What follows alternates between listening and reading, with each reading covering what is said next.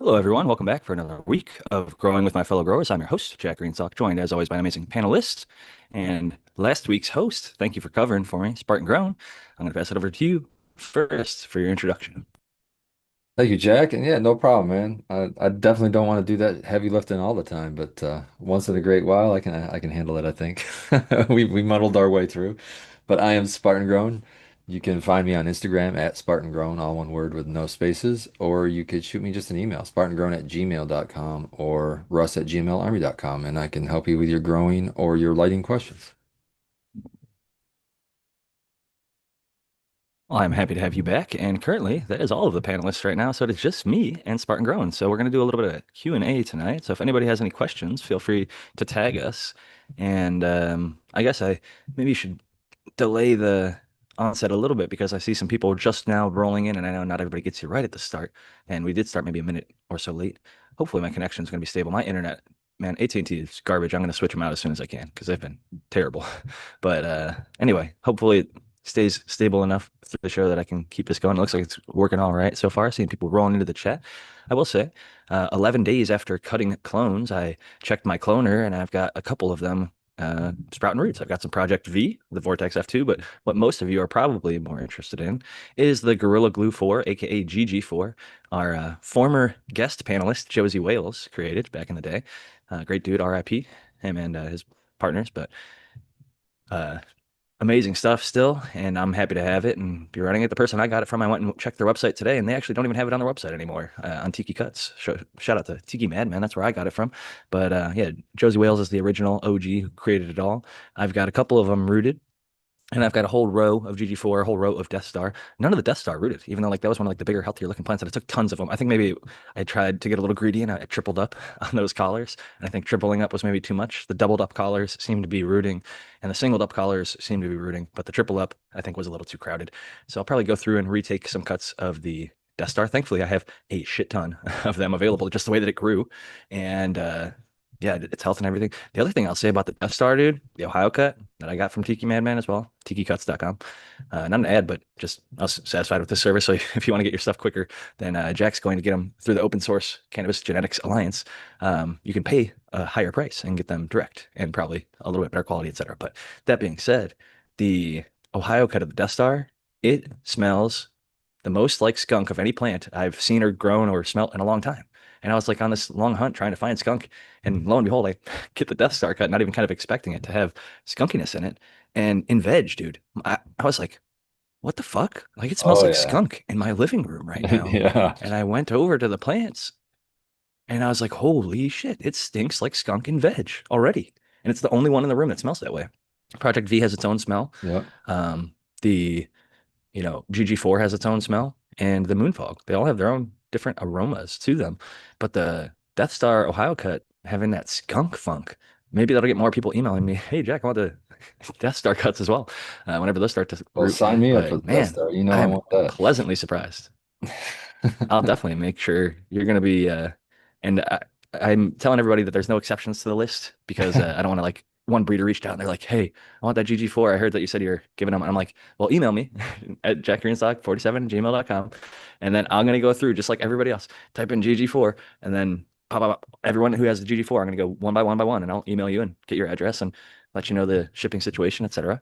And then if they, are able to make that all work within a week or so, maybe 2 weeks at tops, then they'll get the cut. And if not, I'll move on to the next person. So it's just going to be in the order sequentially. But Spartan Grown has hooked me up with tons and tons and tons of seeds. And he's also supported me by purchasing my book and lots of other ways and just being a great member of this panel for so many years now that I more than owe you at least something.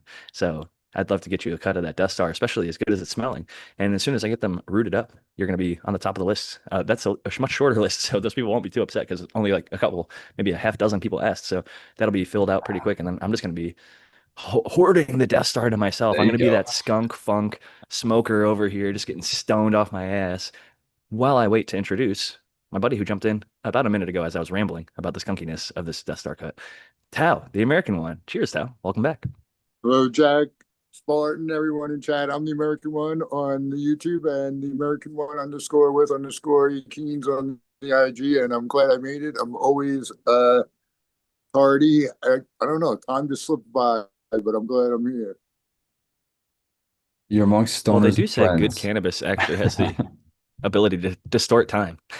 It's a one of those things that it can make time seem like it's lasting way longer or going way quicker. So it can be sort of trippy in that regard. Some strains make stuff seem like it goes by really quick, and some stuff makes it seem like it's going by super slow. So, and maybe everything in between. Somebody says, let me scroll up a second. Oh, Varkdog asked to check, and Spartan, I have a rooted clone that has stunted on me. It really has not grown much in the past 3 weeks. I've had it in my veg room, which is holding a solid 1.0 VPD. I'm gonna just kick this out there. I'm for veg, I would like to see maybe a little bit higher, like 1.1 to 1.4 range, maybe a little bit hotter and a little warmer. But maybe Vark, if you could follow up with the actual temp and humidity, because VPD is one metric. So if it was like, I don't know, 60 degrees or something, and you somehow got a one VPD with the whatever RH that would happen with, I wouldn't want it to be in that range, so to speak. But if you could follow up with the temp and the humidity that it is that makes that 1.0 VPD in your bedroom, that would be helpful. And then also pass it to Spartan and ask, what are your thoughts generally on why, what could have caused the clone to be stunted? And any way out of it? Do you think it's environmental necessarily, or could have been something else? And I'm not going to pretend to know what stunted it, but I can guess things, especially clones. That's usually transplant shock, something like that. And my number one cure in my garden for transplant shock stunting is time. If you want to put something on it, put more time on that bitch. Let it just give it time to get through it and find its roots, and it'll take back off on its own time. But don't make the very easy mistake of overwatering it. If it's a plant that's growing slowly above the ground, it's probably growing slowly below the ground too. And I mean, the usual culprit, there's many, but the usual culprit is overwatering or an anaerobic situation in the soil or in the media. So let it dry out. Let it dry out a little bit and just treat it like a normal plant and give it more time. It's just going to need more time to grow out of it. You can do things like add a little bit of worm castings or some humic acids or even some aminos if you feel like it's not getting enough nitrogen. But I mean, often, especially young plants like that, it's usually not a case of not having some sort of nutrition when they're that small. So, yeah, I'd let them just chill for another week or two and see if they don't just take off. I think that's all great advice. And whenever a plant is not growing well, I tend to dial back on a lot of things, light, water, even wind. If you have a strong fan on it, it's really kind of whipping it around and it's like kind of not looking like it's getting resilient like the other ones in the room, then those are some things that I like to dial back as well and just to let the plant breathe, so to speak, a little bit, take it easier. And overwatering is a huge killer, especially if your roots start to grow and then you hit them with a couple waters too early where it's too damp and anaerobic and you start to get maybe root pathogens or just, you know, toxic root zone essentially that doesn't benefit the plant. But Tom, I'm Yeah, he curious, do you have gave any thoughts us on this one for Yeah, Vark Dog? Well, he gave us more info too. He said that 85 lights on, 60 lights out. And so that's yeah. Does he? Getting too Sorry, cold, it lights out. I'm pretty stoned. No, but No, go ahead though. did he? Did he ever measure the roots? I mean, like the floor. Because yeah, if it's in a basement, the floor Oh yeah. could be cold, which makes the roots cold, and that'll definitely stunt. Well, if it's a clone, and he says rooted clone, so it has roots. You must know it has roots. So yeah, I concur It's in some sort of with all pot. you said, Spartan too. Yeah, let it dry more. Um, yeah, I was just listening to something. The guy's like, yeah, if you if it's too wet and the plant doesn't have to grow roots then. So you want to like let it dry out. So it's like it encourages root growth as well. In general, yeah, Yeah, they have to stretch for it. They have to go looking. Like in that little area when you transplant, right? They've got roots already in that section. But in like the new pot, if you water, some people I'd seen like go around like the outside of the pot really like delicately and like work their way in and make the plant right. kind of really stretch its roots out to the sides. I haven't gone that extreme, to be honest. So yeah, However, I do like to see when I transplant in like a drying of the top and areas around that root zone first before the exterior starts to dry. Like I just went into the earth box with several plants and yeah, to get the them exactly what started, I was right? just saying, as I was hoping, it happened. Like I transplanted in the section that has the roots, drank the water first, so to speak. The plant is immediately getting that. But then once that's gone, it's like I'm not just going to die here if there's good, healthy soil for me to grow into. I'm going to take these roots and expand out and journey onward into another pocket of soil. Or in my case, ideally, I like to have one good heavy top watering, then get a nice mulch layer or cap it however I'm running the earth boxes, and then try to encourage the roots to push all the way down to the bottom. And then ideally, I have and can just tube water the rest of the way. Look down that tube. If there's if it's dry, I fill it. If it's, got water, I leave it alone. Because too many times I've thought, oh, that feels dry there. And I didn't go down deep enough. And I gave some water, and then the plant kind of reacted negatively and just showed me that, oh, I overwatered. I gave it too much too soon or in the wrong area. It seems like it's with the overflow like idea or function of a earth box or a city picker, you almost can't give it too much water because once it gets up to that reservoir level, it just overflows onto your floor. And in my case, that's onto a grow tent that's a waterproof floor or whatever.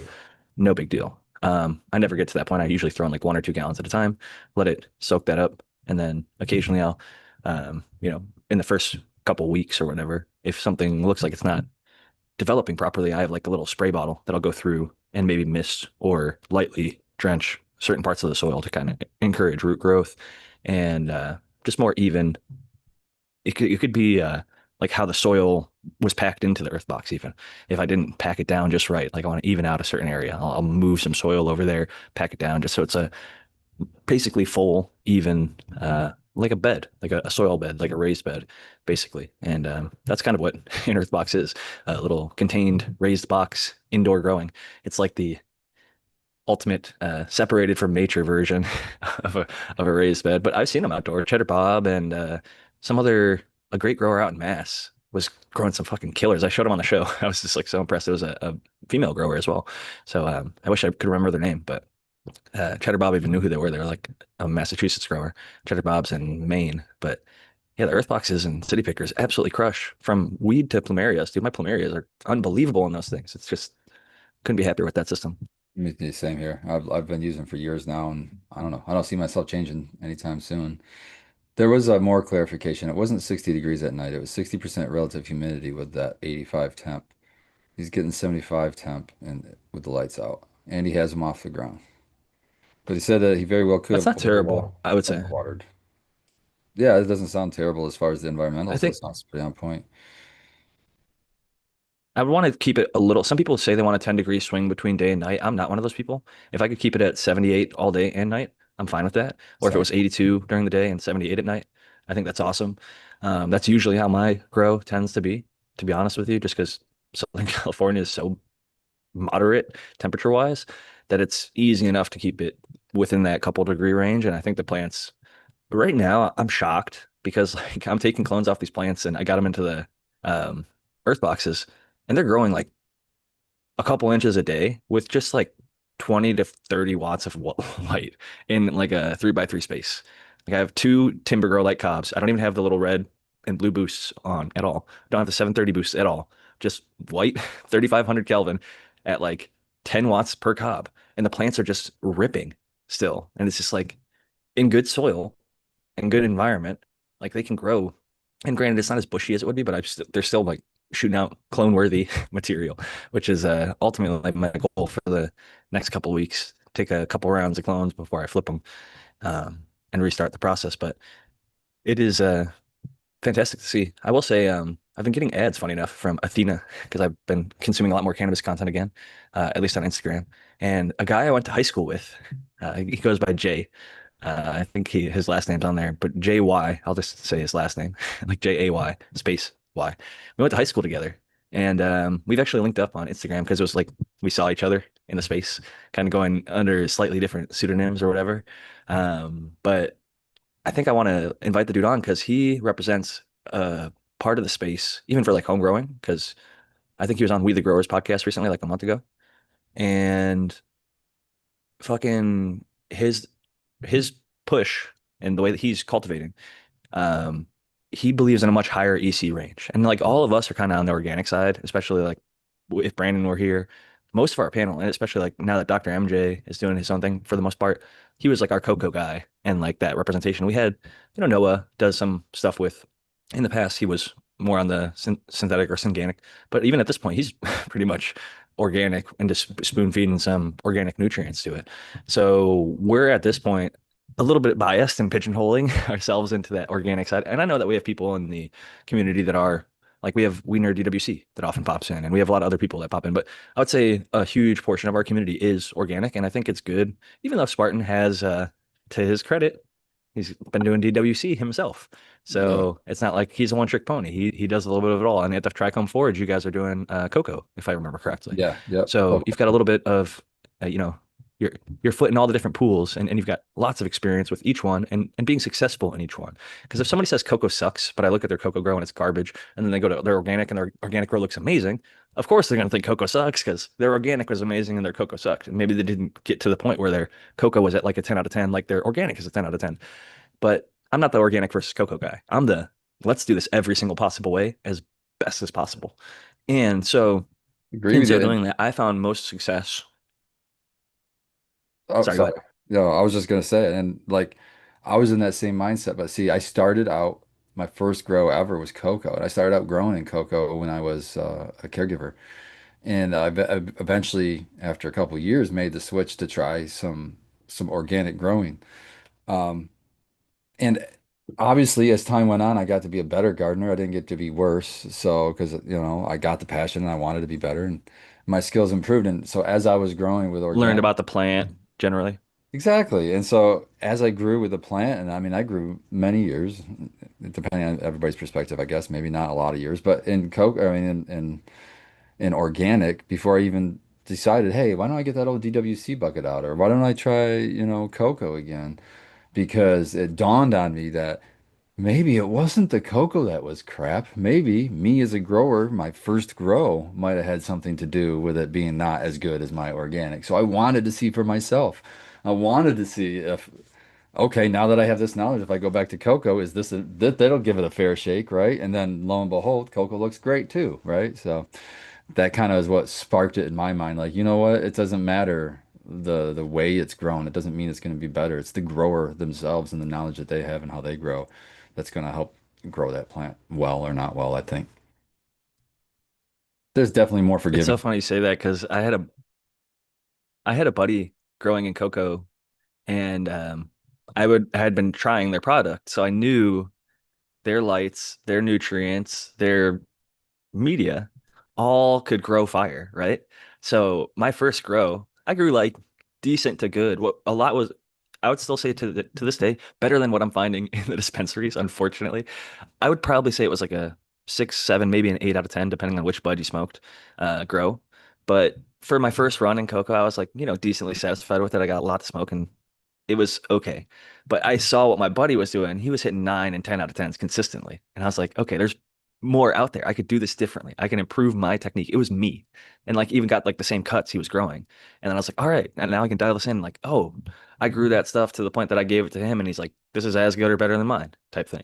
And so I was like, all right, I understand how to work this system to the point that I can get up to an expert level or close, respectable to, or at least like, sometimes people just they'll patronize you a little bit and be like, oh yeah, that's just as good as mine if you bring their stuff around. But really after you leave, they'll be like, man, that shit was garbage or whatever. I don't think it was that type of situation if I'm being honest, but it could have been a little bit of that.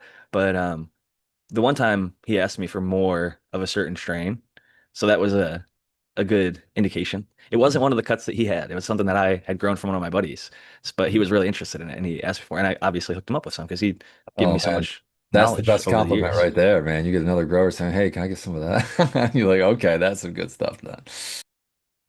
That's to me the always the number one kind of teller. It's like if somebody asks for more of something, or if they're like willing to be like, "Hey, I'll throw you a little, coin for that," willing to replace some of your costs for your nutrients or your lights or whatever.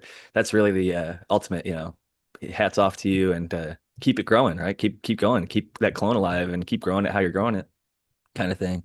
And I love that it's in my back pocket, you know. I could just up and start growing cocoa again tomorrow. I have the notes, I have the knowledge, I have the all the information. And like I'm dangerous enough to, you know, I can talk. Well, and at this point, I've helped literally hundreds, maybe close to thousands of growers growing in cocoa. And I typically go to Dr. MJ's kind of guides and like I've at this point memorized like how he runs things. And just so doing that, looking at my, he was actually my brother's like good friend in high school. This guy, Jay, looking at his guides, he's running almost double the EC that Dr. MJ kind of recommends as a baseline.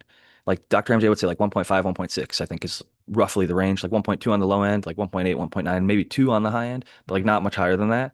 Jay is pushing like 3 to 4 range. And I think he might even go higher than that.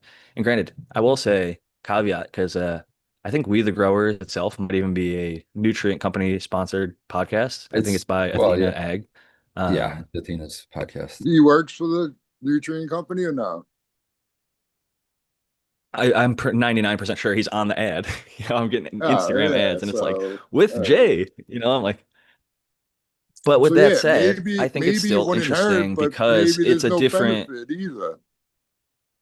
You know, so that's what I was going to ask. I right, was like, what's the, you know, what is the difference between a 1.5 and like a 3.0 EC?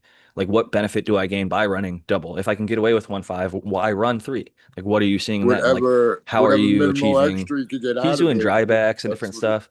you get a little bit Well, and back. Jungle Boys are pushing kind of stuff like that. They Do have that they guy Squirrel. I think he was talking about running up in like the 4 or 5 EC range. do But I they think they're also do they use sponsored for with CO2 a and then nutrient company. flush at the end? I think that You know, they do use CO2 in almost all these situations. yeah. So that Flushing at the might end, be I think, is a controversial. Some people think yes, some people think no. I'm on the yes front, but some people are like, that's fake. Here's why like flushing doesn't work. Or I don't do know. they I think do it or flushing. no? Do you know? I have not Maybe looked not Jay, into but Jay's right, perspective because on you don't that. know yet. All right, cool, man. Try again more. But Athena, I think, has a product like Cleanse, like Heavy 16, the cocoa line I used. It had a thing called like Finish, right, but the whole time you're using Finish to keep your EC down. So you have like 1 or 2 mils of Finish all run. And then at the very end, you use like 15 to 20 mils per gallon. And you're using basically just that at the end. But during the beginning, you're using like your AB plus like 1 or 2 mils of the Finish. do you know what And it then like is? your Prime, your Fire, and all these other I think it's just a soluble potash or some shit like that. Right, Like a right. potassium something. Yeah, I could be wrong about the actual chemical or whatever, but I'm pretty sure that's what it was. one of them. Right. And I will say, people knock the white ash all the time, but I'm like, I know that cigarettes burn with the white ash, and that shouldn't be like the comparative, but they've got, you know, a lot, billions of dollars of technology You and know, research behind if their you're drying looking and at a curing, and not to say joint that's the best or a smoke in the whole cigarette, world. it's the paper on the outside that you're seeing. Actually, you know what I mean? I think that part of it's the paper, but I've felt when I've smoked like a dark, if it's harsh, a lot of the Oh time it tends yeah, to burn darker the and look paper like a will burn charcoal, off, but the and it doesn't charcoal really meat will burn all the way still be through. there. It could be moisture content. Uh, It could be moisture content. It's not dry enough. Like if that you could be smoked it with like possible a too. blowtorch, Right. it'll turn white, right? Like some stuff is just still wet, but some stuff I think there is like I've seen called it sparkler weed, where you're like smoking a joint and it starts popping in the Yeah. middle, and there's not like seeds or stems in there. Like there's some sort of chemical in there. Like I don't know, is it leftover for like why does that happen? I really still don't know why that happens. It could just be the way that it's burning or whatever, but I tend to find it happens only with like that dark burning, charcoaly, harsh, like burn your back of your throat, shitty dispensary stuff, like the stuff that the buddy got for the $7 eighth or whatever it is nowadays, you know? The budget bargain garbage, just the lowest of the low, cheapest of the cheap. They're not going for quality at all. It's just it has THC in it. And it was tested at some point by someone somewhere, maybe, but probably like a week away from expiration. Yeah, Probably really dry and if you stale. smoke a bowl, then you could Mhm. see if it was white or not. But yeah, I remember smoking a joint and the paper would burn, but the weed would be like still there in like charcoal form, blackened. Yeah, dude, I'm telling you, I've seen that. flushing is if you over fertilize, flushing is absolutely necessary. If you don't over I think you have to fertilize, flush in organics well, to some you're extent. constantly Like you have to flushing in stop giving organics. if you run it like Subcool or like I or many others, but some people give like, Brandon's got a lot of stuff. You could give the Oh K yeah, yeah. humate or N humate or whatever way too You're right. late, right? Or Oh yeah, BioViz you're or any 100% of right. these. I believe that you should stop by week Yeah. 3 in organics. If you haven't built up the soil, like maybe some minor stuff like earthworm castings or something, but even that, like after Yeah, week 3, I'm no, just don't put not anything in. stoked. Like Once you once they hit stop flower, stretching, well, yeah, after stop stretch, don't do it. Give them water or anything. Yeah, nothing else. just the I mean, purest water you can get, the cleanest yeah, stuff you can for put through organics. your soil. Inorganic for sure. If you're Yeah, running a cocoa, that would not be the case by any means. You have to I wait. don't know. I would My say 2, 3 weeks is the earliest you can cut. my opinion is like changing a little bit in organics. It's like, are we feeding the soil? If we're feeding the soil, then we do want to feed it. If we're feeding the plant, then we don't want to feed it. So what's our goal? Our goal is the plant, and ultimately, so it's that weird like how deep are you getting in with soil health because you don't really want to stop the nutrient cycle um, by stopping I what you're think it's a doing. balance thing. Yeah, I think it's the quality of You want to have nutrients. Like you don't enough. want nitrogen late, but you still might want some you know, calcium. when you like, I agree I'm with that. telling you, a couple runs I did with the subcool recipe, that shit like it faded at the end, when it was supposed to, and the shit was legit. It was awesome. But I've still yeah, never had a bad run with the super soil. And I've done like not only sugar. myself, but like had a couple buddies that at least a dozen people I know run with that. And it's like, it's just so simple and effective. But that being said, you can always get more. Like I see Brandon Rust doing shit that's at such a high level. I'm like, man, if I Right, really that's pushed a little more, maximizing I it could well. probably get a Yeah, lot. It is all about balance. Like at home, I'm kind of like Spartan. I just want to throw some water in there, maybe pull some leaves off. I've kind of even gone like the Jeff Lowenfelsy approach of like I'm barely even taking leaves off the plant. I'm letting the plant self-regulate. Like if I'll go in there and de-leaf some stuff that looks a little crinkled or dying off or it looks like it's too crowded. And then like the next few days it starts to continue to grow into those spots. And like if I leave it alone for a day, I'll go in the next day and like the plant will either have like partially killed or completely killed off some of those small little shitty lower leaves and stuff like that. I can just go in, shake the thing, a bunch of them fall off, or I can easily pop them off real quick. And it's just I think cannabis is such a interesting plant and how much it is able to adapt and regulate to different environments. Obviously, that's not going to be ideal for maximal growth and maximal yield.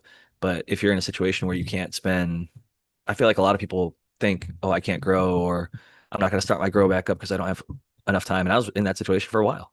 And I realized it's like, wow, I'm actually able to do this with a pretty decent to high level with very little time and effort involved. Like there's some tough days, transplants and de-leaves, harvests, but for the most part, it's checking on water, checking on, you know, making sure nothing's droopy, make sure the environment's somewhat where it's supposed to be. Now I've got this monitor, it literally tells me, and I double check it still, but it's it's been accurate so far.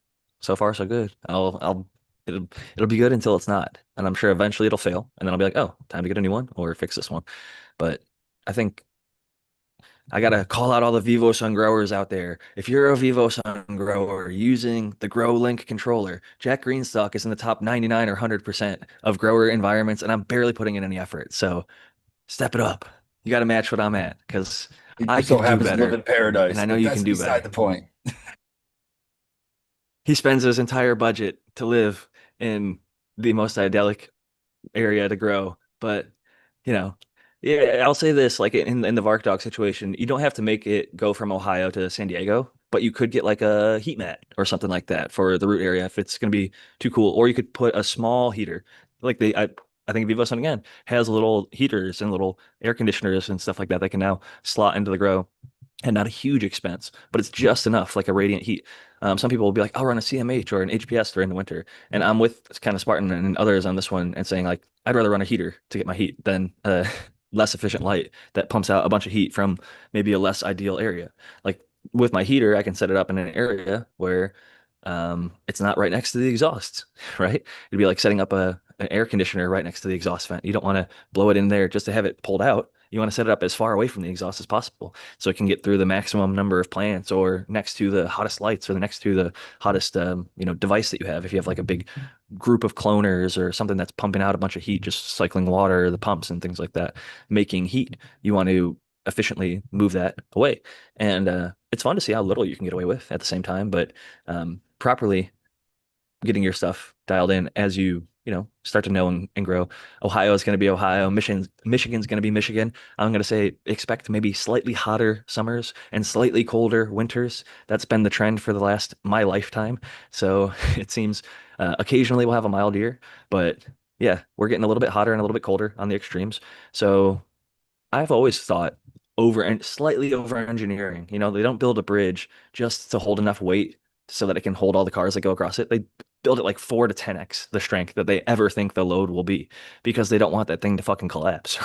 So I think we can kind of, to some extent, maybe 2x or 3x, like don't overload your circuit. If you know it can only run 1,000 watts, don't put 980 on there or something. Right? So if somebody happens to plug in their cell phone or something, you're going to pop that circuit if you're in an older house. A lot of modern, like I said, my TV runs as much electricity as my grow light up until a point, right? Like these older LED screens, even though they're flat, whatever, they're like, 80, 100, maybe 110 watt. Like that's as much as a LED at full power for my veg or even my flower at half power. It's just like to think uh, it makes me think I turn those off all the time now when I leave the room. I'm like, I don't just have, even though I have the little Chromecast that tells me the weather. Right now it's 90 degrees. Holy shit, it's way hotter here than I was expecting. But yeah, and then the time, and then there's little photos and stuff. I'm like, man, I should probably turn that off and not be burning the extra 100 watts. But that being said, uh, getting ultra cheap home grow there with the min maxing of the turning off the TVs and lights when you leave the room. I'm sounding like your grandpa or your dad. So sorry about that, but yeah, that's what this show's all about. We gotta pinch those pennies and then reinvest them because you can reinvest in yourself and your grow. And sometimes little stuff goes a long way. Like I was just talking about, the grow monitor is something I thought was going to be so expensive that I couldn't afford it because I was looking at the people who like introduced it to the cannabis space or made the very best one, not the budget one, because I thought maybe, oh, I need the very best one. It's like turns out, the budget one gets the job done good enough for me. I don't need a very top of the line one. Like, like if it tells me, it gives me a little chart, it gives me, temperature, humidity. This one actually gives me VPD, so I'm actually thinking about that a little bit more and more familiar. When I saw Vark Dog's numbers, I was like, oh, here's where I'm at on my VPD. I know that's lower than where I'm at, so I'd like it to be a little bit. In his case, he's got the right temperature, I would say, in terms of if I was in an LED room. I think 85 to 75 range is fine. Yeah. I'd want my humidity a little bit higher for veg space. Mhm. And so that's something that's easy to adjust. The humidifiers are relatively affordable at this point. You can get those little ones that you put into a 5-gallon bucket and they just spray mist up into the air. Or you can get uh, now there's a whole bunch of AC Infinity, VivoSun, a whole bunch of other people make them where it's just like a little pipe. You fill up a little tank and it just sprays water. Make sure you're using cleanish water because sometimes it'll coat your room with white powdery stuff if you have really ultra high. Um, I was gonna say calcium, maybe. I think it's calcified water that Yeah. does that, but there's other stuff in there as well. But Yeah, and you can't even if you some sort of mineral content. yeah, you have to use RO to remove all that to be able to fucking make that go away. We ran into that at Mechanico. We had filtered water that didn't do, it had to be RO filtered before we could get rid of it. It was odd. Pain in the ass. I'd like to change the subject if I could real quick. But it's important because it's one of those Absolutely. okay, it's one of those other Michigan's got another House bill coming. It's in committee right now, which means, they write the bill, they get all their sponsors and they get momentum and then they bring it to committee. If it passes committee, then it gets read on House floor. If it passes House floor, it goes to the Senate and then it goes to the governor. But so this one is in committee. We found it pretty early on, which is great. But it directly attacks the caregiver system and it's pretty gross, really. Um, One of the things it's called House Bill number 5757 for people in Michigan that want to look it up. And there's really just 3 points that I have a problem with. They're changing a lot of the changes are okay in my eyes. They're changing like they're cleaning up the verbiage of marijuana and changing it to cannabis, which is wonderful. I like to see that, even though some of their new language says marijuana. So, I mean, they didn't even do their due diligence on their own new language, which I will point out to them gladly when I talk to them. But there's 3 points that I really don't dislike about this, and I'm just going to read down my notes so people can look it up themselves. But on page 8, on line 1, they've changed the number of allowed plants per patient, and they cut it in half. So if you're a caregiver in Michigan right now, you can have 72 plants. This would cut that in half. For every patient, you get three instead of six. Um, and that was really the only change on the text. Like it was just a six with a line through it, changed to three. So it was really easy to miss. And then page 10 on lines 25 to 28, they're making a penalty. They're adding to the penalty for caregivers that if you grow over your plant count, if you grow one plant over your plant count, you lose your caregiver card, is what the new language says, which was never in the old language. Which, I mean, what is the need to punish caregivers for going over by one plant? That's kind of silly. And then the last one is on page 13, the lines 21 and 22, which I thought raised my eyebrows quite a bit too. They changed the language and they added language that says that the regulatory body here, the CRA, the Cannabis Regulatory Agency, will only register one caregiver per address. So all of these husband and wife teams, you can't live in the same house anymore. Oh, what? You can't be a caregiver for some reason because you live with another caregiver. Yeah, I just really implore the people of Michigan to call their representatives in at least the House and tell them do not support House Bill 5757 and then ask them what they think about it and open that conversation with them. But I can read off the reps that are on the bill and sponsoring it. It's the reps Aragonia, Regis, Kelly, Andrews, DeBoyer, Kuntz, Libertari, and Outman. So if any of those are yours in your specific district, you can be they have to listen to you. They don't have to listen to me, but they have to listen to you. So I implore you to give them a call, maybe show up at their office and let them know what you We think. got KUNTZ. Let me look at it real quick. Pretty much, yes. Kunse. Kuntz. But yeah. But I think I like your spelling a lot better. I heard what you heard. I heard what you heard, Tao. The old see you I next was like, Tuesday. yeah, that guy got elected, huh? Good work. Sounds like one, I think Yeah, but exactly. I think their sugar coating or whatever you want to call it, their masking of this is we got, I've heard it before up there is we got to get rid of all these giant illegal grows. And I'm like, okay, isn't that what the police are for? Why are we taking it out on the caregivers? Why are we taking it out on the patients? They're already doing something illegal. And they like to say, well, they like to hide behind the caregiver system. I said, oh, so are you saying that they're not breaking the law? Or are you saying they're breaking the law? Because if they have 72 plants and they're a caregiver, they're not breaking the law. If they have five patients, if they have more than that, they are breaking the law. So you can just have the police enforce that law. Why do we need a new law for caregivers? And they have never got a straight answer for that. So that's how you take apart that argument if they try to give you that. it's particularly ridiculous because if you're just trying to take clones to back up the medicine for your patients, you could. Like one, it's crazy to say that like you can't do it if you're married. Like, oh, you're both in the same household, so now you can't. That's just particularly egregious. On top of the clones, where it could be like a less than 6 inch tall plant that can't produce anything, and it was by Michigan law a slip or an unrooted clone, just a non-plant count plant yesterday. And then by nature of my cloner, I pop open the thing today, and now it's part of my plant count because it has roots. As soon as it has roots, it's a plant. And so if they're going to enforce it by, oh, you're one plant over, well, that person might have, planned to, call or gift or whatever they're going to do legally with it.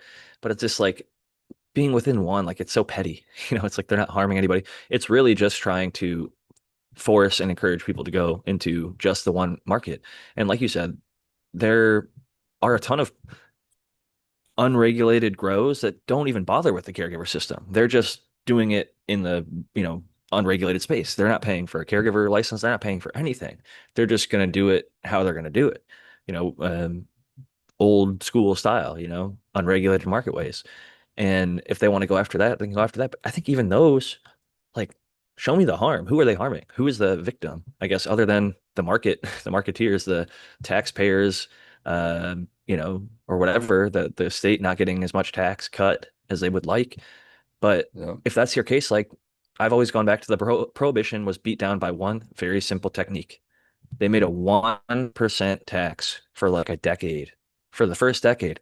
So 1% on the regulated market. So the regulated market boomed. Everybody bought from the regulated market because 1% of like $100 million is a shit ton of money, right? So if you take that 1% and then just roll it back into whatever you're going to help, schools or the roads or whatever you want to fix. Oh, pot for the potholes. There's all these different little mission statements that they always try and be cutesy with it. But ultimately, make it a reasonable thing so that people don't go to their buddies or whatever, if that's what you're trying to do, if you're trying to avoid them, or open it up so they really don't want to do this because they don't want to collect tax from 10,000 people. They want to collect tax from 10, right? They want to have three big brands and then a few niche ones. They don't want to have every single mom and pop brewing their own beer and making their growing their own cannabis. Like, even though it might be within the law, they really, I think, generally, the powers that be, which are generally large corporate entities that are influencing lawmakers by lobbying them, by using the money that they're making from those big corporations, to control their power. Like if you outside of the cannabis space, look at automotive space. Like they have very strict regulation on how many dealerships can be within a certain space. And like even the dealership model, like how it works. Like Ford makes all these cars and they're immediately sold. Like every single year they sell hundreds of thousands of F-150s. That doesn't mean they're actually sold. That means they got sold to a dealership somewhere across America. And now that dealer has to go and try and sell them to their local people. And they sell a bunch of them, but some of them sit on lots and just don't go anywhere. But Ford, as a company, on their papers gets to say, we sold X amount of F-150s, right? And so I drive past those dealerships full of F-150s and I see them get marked down year after year after year, and eventually they get sold off. But um, each dealer, they still make a shit ton of money, right? Because it's essentially, and there's business after business you can look into. There's monopolies or oligopolies or whatever you want to call it. It's not unique to any space, but they're trying to do the same in the cannabis space. And when I say they, it's not like some shady Illuminati type figure. It's a handful of business people, just like in the MCMA's case, it was the Michigan Manufacturers Association or whatever. They wanted to control, just like in Ohio, the first few legalization bills were only going to allow for like five licensees for the whole state. It's just like, it's so stupid to have there be an actual monopoly. And then to think this industry that was completely unregulated and withstood thousands of years of time is going to disappear because you gave five, they're not assholes, but they could be great people. You give five people a chance, and you said everybody else, the 10,000 people that are operating in that space, whether you know they're there or not, in California, like they had a pretty good idea with the medical markets and systems. But in Ohio, maybe a little bit less understanding of how many people are doing it. But like they've got to understand what the home growers' rights and the home growers' pushes. Like I know people in these states. I've talked to people in these states. They listen to the show, and they're out there. They're going to keep growing, and it's like whether you make it illegal. It was like, oh, we're going to give it to you legal, and then they pulled it back. That was one of those things. It was like genie's out of the bottle. Psych, just kidding. You actually don't have home grow rights. And then they're like, wait, we have to fight for it. We have to lobby for it. We have to appeal and go through all these different. It's not a guarantee. So I'm glad Spartan brought it up because this show is nothing if no one can ever at least have a light at the end of the tunnel to grow their own. And in the case of growing their own, if they're medical and trying to help more than maybe just themselves, and even just themselves having their own plant counts cut, like I think it should be a square footage thing. I think as long as it's with on your property and it doesn't smell so much that your neighbors are complaining every day, like, hey, it stinks like crazy or whatever. And even then, I think that we have the right to farm. If you grew onions and it stunk a bunch, you're allowed to be stinky. It's just part of farming. And I think we should try and be respectful. And for the most part, most of us can grow our stuff in a way that doesn't have to bother anybody, can be discreet enough to not be noticed. And so if we're doing that, I think like a lot of things, like there's going to be a few unfortunate people who get the axe during these illegal times or heavily regulated times. But all of us that are just going to keep on fucking doing our thing, like we're going to do it no matter what the law says, right? So if they say you can have 72 plants and you have 74 or whatever, you might just be that person. And maybe someday they're going to kick down your door and find that Yeah, 74th no. plant and I have to want chop to. two of them Well, down. How the many thing people is, have ever got charged with throwing over a limit? You know? Do you know? yes. Well, I don't know the number, but I know that happens. I It know that. does. Okay. Oh yeah, That I is, read about it in the paper. Yes. yeah, that's Not not like good. small time though. It's usually big. It's usually somebody growing fucking, Right. 500 plants more than they should, Thousands. or a Right. thousand Right. more than they. It's never. They're not. usually after somebody who's growing less than 100 plants. They don't care. Right, It's right. like They they don't they care. accidentally find it, then they bust you, kind of a thing. But it's not something they're looking for. But I don't think. But yeah, Yeah, if there's I a mean, thousand plants off the side of there's the so road. many. Yeah, there's not much money. I have. That's they do it for money. I'm a child when it comes to the knowledge of politics, but with politics, it's more than just what, we can sit here and say, this doesn't make sense. This is the science and this is the way it should. Yeah, that's not the language they give a fuck about in there because like there's little like when I opened up that bill and I looked at the first thing I looked at was who's the sponsor? Oh, it's a Republican. Oh, he's also Catholic, so he's probably got faith issues with it, a faith reason. And Republicans traditionally are not for cannabis for some reason. So it didn't surprise me to see the majority of the people on there were Republicans. But then there's two Democrats, and people will be like, "That's crazy. There's two Democrats." Well, there's two Democrats because most all bills are bipartisan, and they'll have some on both sides. They try to do that so that they have a chance for it to go through. And usually the two black sheep, and it could be, I'm not picking on any party, it could be the mostly Democrats with two Republicans on it. Those two Republicans in that case owe favors to the other ones. And usually it's something like, hey, you vote for my bill, I'll vote for your bill. What do you think a conversation is going to be like when you go talk to that representative? Do you think they're interested in facts or anything? Are you going to sway their opinion or anything like that? No. You have to identify it and just shame them. Tell them the facts and be like, and I think it's disgusting that you're not taking away plants from caregivers because those 12 plants per patient are those patient's plants. The caregiver has to turn over that material to that patient. The patient has access to those plants while they're growing. There's only two people allowed, the caregiver and the patient, to have access to those plants. So you're taking away patients' plants, literally. You're taking away plants from patients. Why do you feel like that's needed? I would do something like that to somebody before because it's like cut through the bullshit and just be a Bring the human. fucking patient in with Yeah. you if you can. Exactly. Yeah. Be a human. Just You be a know what human. Talk to me like what a you're human. making me think of, and you're saying that you're amateur, but the fact that you've stepped into the office shows that you have more political experience than 80, 90 to 95% of people out there, I'm sure. And the reality is, um, one of the most effective cases of what you're talking about. You don't want to shame somebody and just make them feel bad. You want to shame them and give them an opportunity to make a real change and change their mind. And I saw a comedian. He definitely leans, I would say, more towards the Democratic side. But Jon Stewart went after 9/11 and he brought some of the survivors who were first responders from the 9/11 attacks into the offices of the local politicians who and the federal politicians down in the White House, or well, not in the White House, but in Washington, D.C. He brought these people along with him and said, these are the people that you are denying in these funding bills. We need to make sure that they're covered. They sacrificed their lives or they got themselves extremely sick during one of the most tragic incidences, and I don't want to get into the whole background of 9/11 or whatever, but the people that were on the ground, boots on the ground, the first responders, I think many of us can agree deserve to be supported and had their health taken care of afterwards. And that wasn't being done. And so he came in there with people and cameras, admittedly, and used his resources, his power for good, right? He shamed them into making that funded. So these people are now covered when they weren't. And I think on a smaller case, like really heartstring pulling stories. The politicians are human, and even if they have a back alley deal, they can do another back alley deal. It doesn't have to be, behind the back handshake. All right, you do my bill, I do your bill. They can do it with another one. There's 50 more coming down the line. So you got to move your thing up the chopping block and have something. Maybe they have a special needs person. Maybe they have a, person with seizures or autism or something that is potentially helped, like the Charlotte Figi story, Charlotte's Web, seeing somebody go from having a seizure to being essentially instantly helped and not suffering from such a. I worked with an individual, and for like several months, I was working limited verbal autism. We were working on their ABCs, and we got from like A to like F in the alphabet, just like pronouncing them, how to say the letters so they could slowly learn language. And this individual had a seizure in front of me after weeks and weeks or months and months working on the alphabet.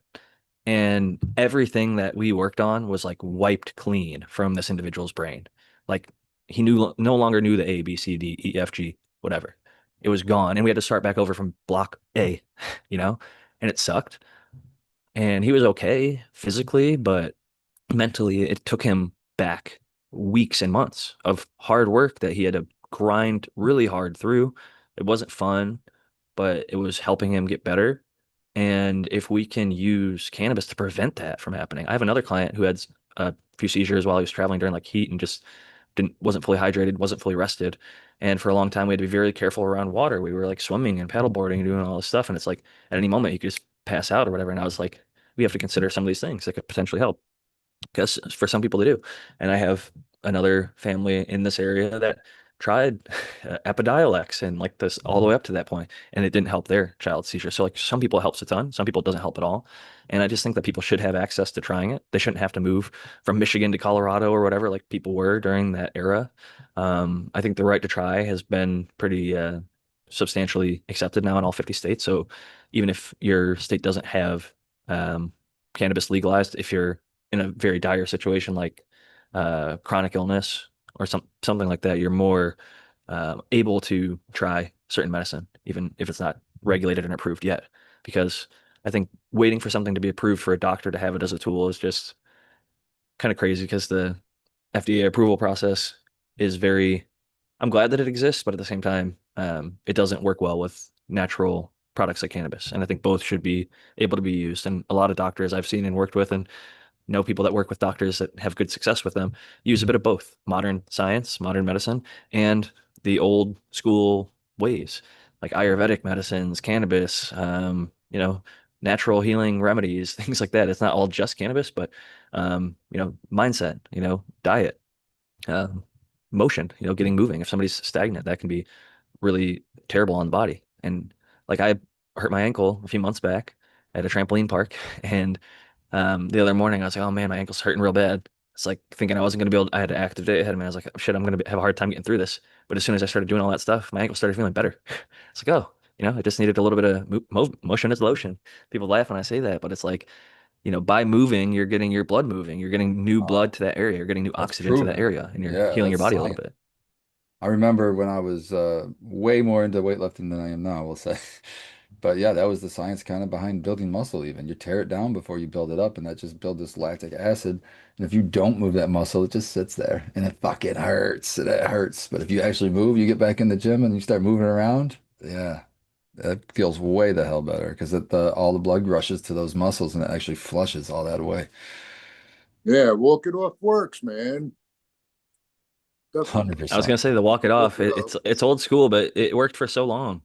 Sometimes over time, you'll eventually wear stuff out, like hips, ankles, shoulders, wrists, all your joints and stuff like that. If you overuse chronically and just beat them up and never give yourself rest, I think R&R, rest and recovery, is as important as the building of that muscle as allowing yourself to good rest and recovery time.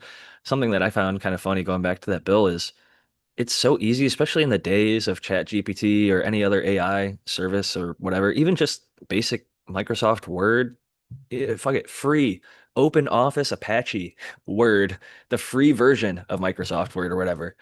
You can hit Control F, which brings up find. And then there's a little like search glass. And then there's a little thing. And you just type in the word marijuana, Yep. right? Into the bill. And it highlights every single, it says there's 176 instances of this word. Bro, And you can just delete all of them at the same time and then type in a new word.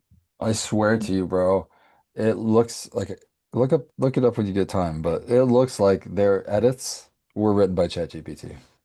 Like there's some shit that's like saying the same exact shit. Same exact shit. I mean, I'm pretty good with the legalese shit, and it's like you're not changing anything. What this is stupid. But it's just like oh, I understand. AI thinks it's not grammatically correct or something. Because there's even one instance where it took out the word Michigan, talking about the licenses and it changed Michigan to in the state or some shit. And like it's the same thing, man. What the fuck? So yeah, it's definitely looks like it. They It's did it. trying to not Yeah. not plagiarize, so they use tools like that. It's funny because like when I was in college, if I you're only like supposed to quote so many times or whatever, or have so many sources or whatever, but it's like some of the knowledge is not inherent, so you have to go find it elsewhere. Or and sometimes even if you didn't directly quote it, you had to cite it. But I got pretty good at changing enough words that I could essentially use like some of the information from the book or from the resource that I was given to do the assignment on and get it within the range of acceptability that I never popped for more than a couple percentage of whatever it was plagiarism. But at the same time, I also blibber blabber and feel like that was one of the worst things. Is like when college had like a page limit for some of the longer things. It's like, oh, you have to do a 16-page essay. I'm like, all right, well, I'm just gonna. A lot of it's gonna be fluff for me. I'm just gonna fill those fucking pages.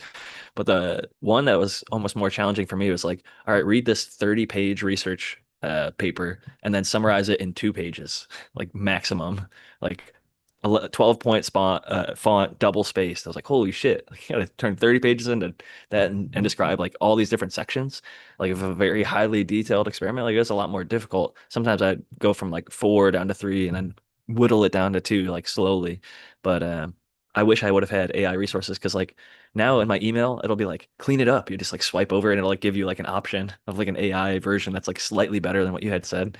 And to be honest, I'm trying my best to not use it as much as possible because I do feel like there's a little bit of an inauthenticity of this shade of perfection that we are trying to, whether it's social media or an email or text. If something comes back with like an AI response, sometimes it even has like little signs of it, like the little bubbles or like the dots or like how it's all spaced out. So you can kind of tell they just copied and pasted from their whichever AI they prefer.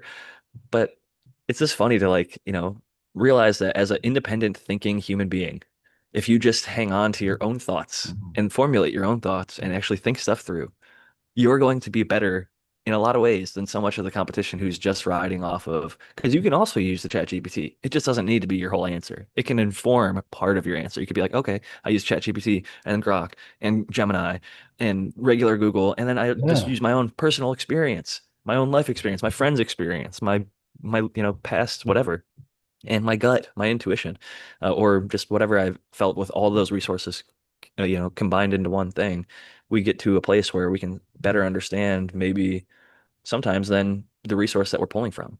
And that's where you build these expertises and can start to learn more and more about the plant. And I think that's part of the fun. Like I'm still learning stuff about the plant and having fun with it and trying new things and seeing what I can get away with to some extent.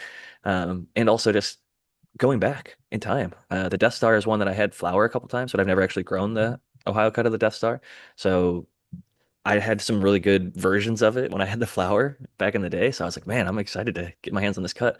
And then reading some of the reviews online, some people were like, man, I got the Death Star cut and I remembered it being like funky, skunky, gassy, but now I'm getting some fruity bullshit. Like I think I got a bad cut or something, or maybe I'm growing it a different way. And I'm like, oh, I'm so happy I got the cut from a good source and it's growing kind of how I'm hoping and expecting. So it's I think always worth paying that little extra, doing that little extra bit of due diligence to find an actually good source. Because this one also came clean, free of any pest or disease. I'm very, very couldn't be happier. If you haven't checked out Tiki Cuts, Tiki Madman, before I even bought clones from him for years, I'd be on podcasts and there'd be breeders like, "Oh, I got this from Tiki. I'm using Tiki's cut of blah blah blah across to the whatever to make this new strain." And I was just like, before I ever even knew who he was, I just heard other people talking about him, like in a positive light, like really enjoying his work or liking his particular selection of their work. They'd be like, I bred this thing, and Tiki found this amazing cut that has like a banana fuel terp or whatever. And so it was never, I mean, it's still to this day, I don't think I've seen too much negative said about Tiki. Maybe there is hate out there for that, like there's for anybody who gets big enough. But man, I've got nothing but love for Tiki, and I'm pretty sure he's a Michiganja guy as well. So Yeah. fucking Yeah. shout out to Tiki Man and Tiki Cuts and Tiki Seeds. He breeds his own shit. I've smoked some of it and it's fire. Yeah. He's a graduate of Michigan State University, so he's a Spartan. And shout out to Tiki, man. Heck yeah. Yeah, I mean, Yeah. like I said, I try to highlight when people do good work and I got good clones from him. They've grown out and I'm very happy with how they're growing out. And I trust they are what he says they were and they're packaged well and labeled well. And they survived even during, maybe not ideal times of year. So I grew his couldn't Well, cobra milk. recommend. His I saw cobra some of milk his was other stuff. fire. He has the GMO right now. He has Oh, the does he? what's it called? The original GMO cut from Skunk Master Flex or whatever. It Garlic was a little cookies. pricey, admittedly, but I'm like, you know what? Yep, yeah, the OG.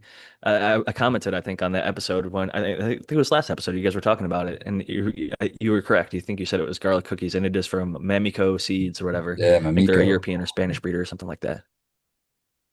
But yeah, they're the one who originally made the garlic cookies that Skunk Master Flex, aka Skunk House Genetics, found that GMO in. And now it's kind of world famous. And if you want that cut, it's available on tikicuts.com. And again, not sponsored at all, just very happy with my service. And I always shout out, like I love Farmer Freeman Easy XY if you're doing the sex testing. There's a whole bunch of other services out there, but I've always had good experience with Farmer Freeman. So it's like I'm gonna go with that guy because his system works for me. And not to say that Delta Leaf or some other, company isn't going to work for you. There's tons of options out there, and I'm always happy to see if there's a more affordable option as well. I think somebody reached Yeah. out to me one time and like offered basically half the price, and even then, I guess I was a little bit too. This time, admittedly, I just grew out my males and my females, and I was like, oh, well, that's a male, so I'm not gonna keep him for now. He ended up not being what I was looking for at this current point in time, but I'm really excited about the females that I've got, and just stoked to keep growing them and see what comes of it. So. I'm curious if we could get a little update from the old Tao garden. Maybe I'll, because we did Q&A and even didn't, though we didn't take tons of questions, I'm gonna copy the link from Zoom and share it over to the YouTube. So if anybody wants to come on and show off their gardens or just come hang out and chit chat for a little while, you are more than welcome. I'm gonna hit that over and then Tao, let us know how's your garden going? Because I know you showed off a couple plants and they were looking great last week or the week before. Yeah, give me a second. Let me go. Let me get up there.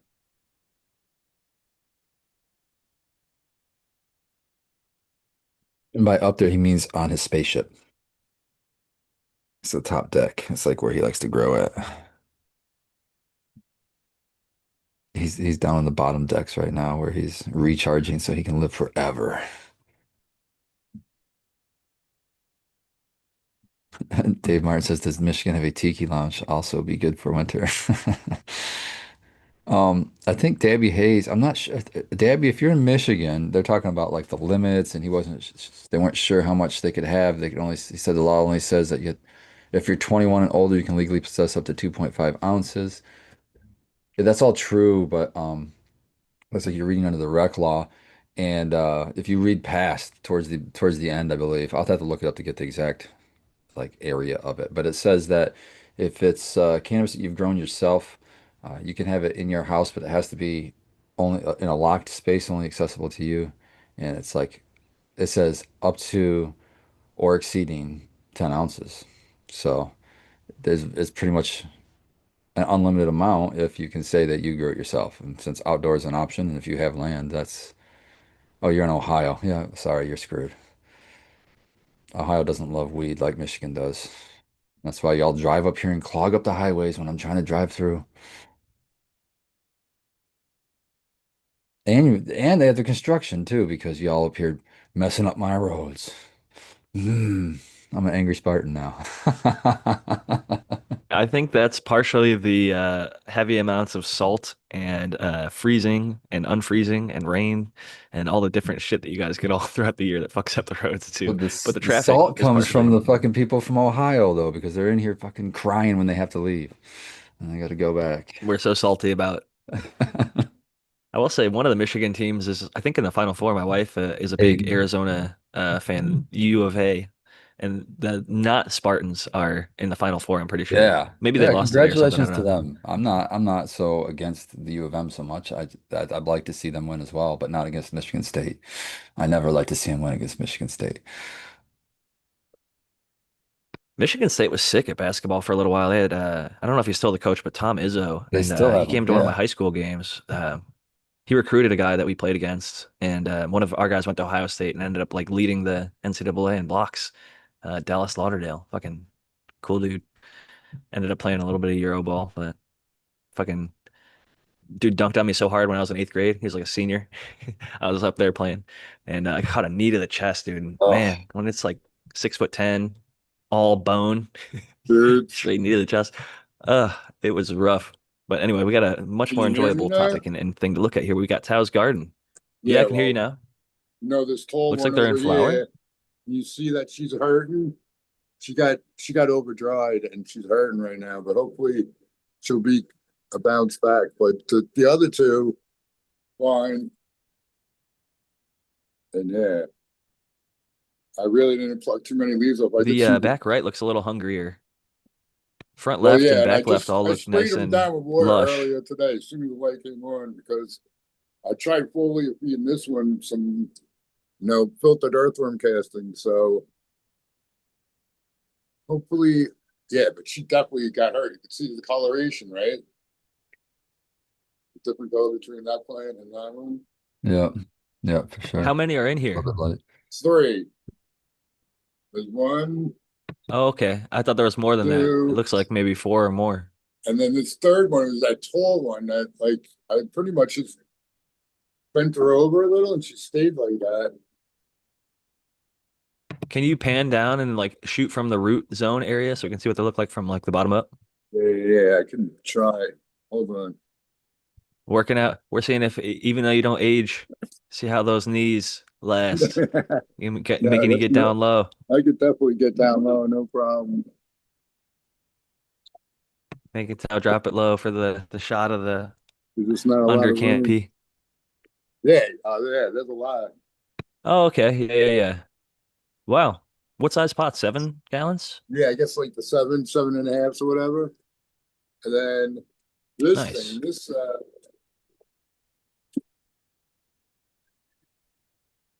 Yeah, so she just got a little dry. Maybe that's why Oh she's looking no, a little yeah, I lighter. know she got too dry. Yeah, Because all the other ones I are pulled up a whole gravy. bunch of dead Unless she's leaves. also just a heavier.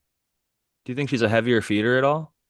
Um, no, I think it's because she just got dried out. I couldn't get anything for a couple of days. More not a couple of days, but at least overnight once.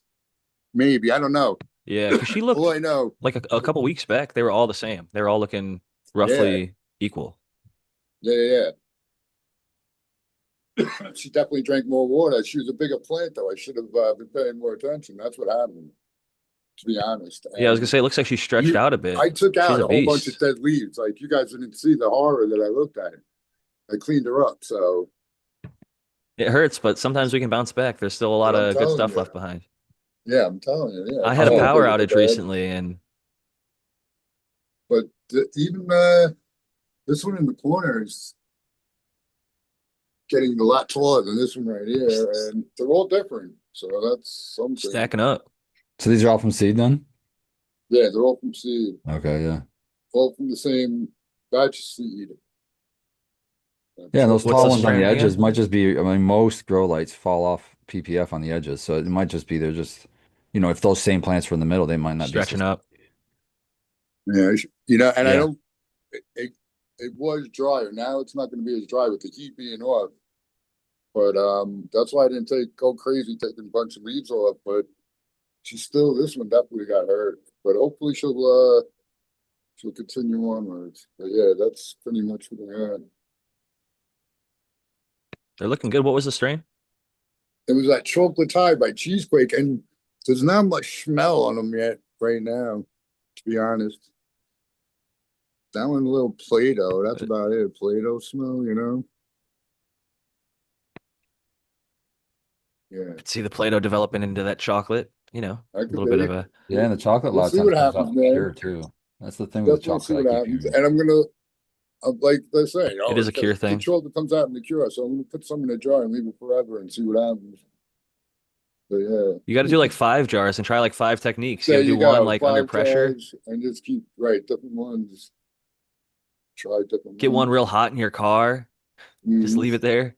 Leave one in the Fucking, refrigerator, maybe. yeah, there you go. I think it'll be interesting. I'm definitely seeing a little bit of the tie in the lineage there, the stretching on those back ones for sure. They got some But ditch some long of these branches on them. roots. When you told me it was 3 plants, I was like, damn, this could be like 6 plants. Yeah, I was totally thinking it was like 6 plants. But yeah, you could see the one plant. You could see. I don't even have to point it out, right? The discoloration, the poor girl. Yeah, yeah. So I that's thought it, taking yeah, I up was when I was seeing it, I thought it that's was taking up multiple. like half, and then the other two are a little squished together, but they're all right. And even I think that one might Did be you say how far along in flower you are with them? What are you around four shit. I have weeks to after the look. I stretch? think it was I don't know, maybe the seventh that I started on 12 and 12. I don't know. I have to look, Okay. but yeah, that's Yeah, all I about three got. weeks. Yeah, 3 weeks. Hopefully they're It done looked like stretching it though. I then. mean, about to finish up the stretch and starting to bud. Yeah. Throw that bud set.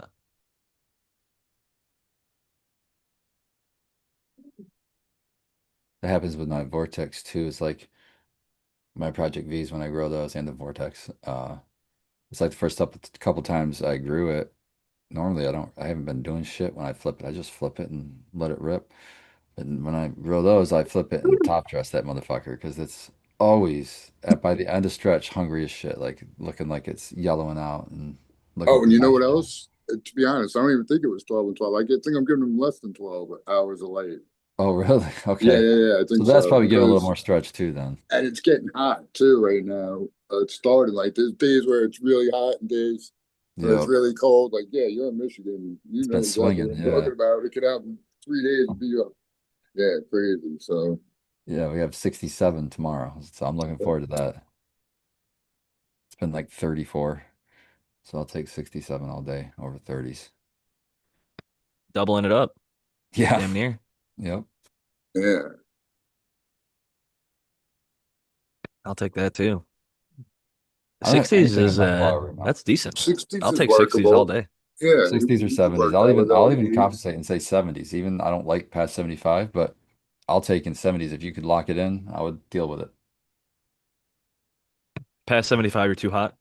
Yeah, usually it's like, especially outside if the sun's out and stuff, it's like, no, it's I got too much fur for that. I think a humidity, like a plant, I would say 75 can be too hot if it's 75 or more humidity. You know, if the air is thick and wet, then it sucks at 75, like plus. But Oh like yeah. I think like 77 to like low 80s can be real nice if it's drier, like below 30% relative humidity. Like I was just in Arizona and it was fucking 100 something, but it didn't feel terrible because it was like 5% humidity compared to when I'm in Orlando and it's 105 and 100% humidity. You feel like you're getting baked. I want humidity though. Don't give me no 10%. That's like Vegas. You go there and fucking sucks all the humidity out of your face and you need chapstick and you need to be drinking something all the time. It's like, what the heck is going? Why do people live here? Shout out to Johnny Caniseed and shout out to Ty Sticks in Vegas. They hooked me up with some amazing fucking homegrown, dude. People in the Hell yeah. desert know how to grow the dank.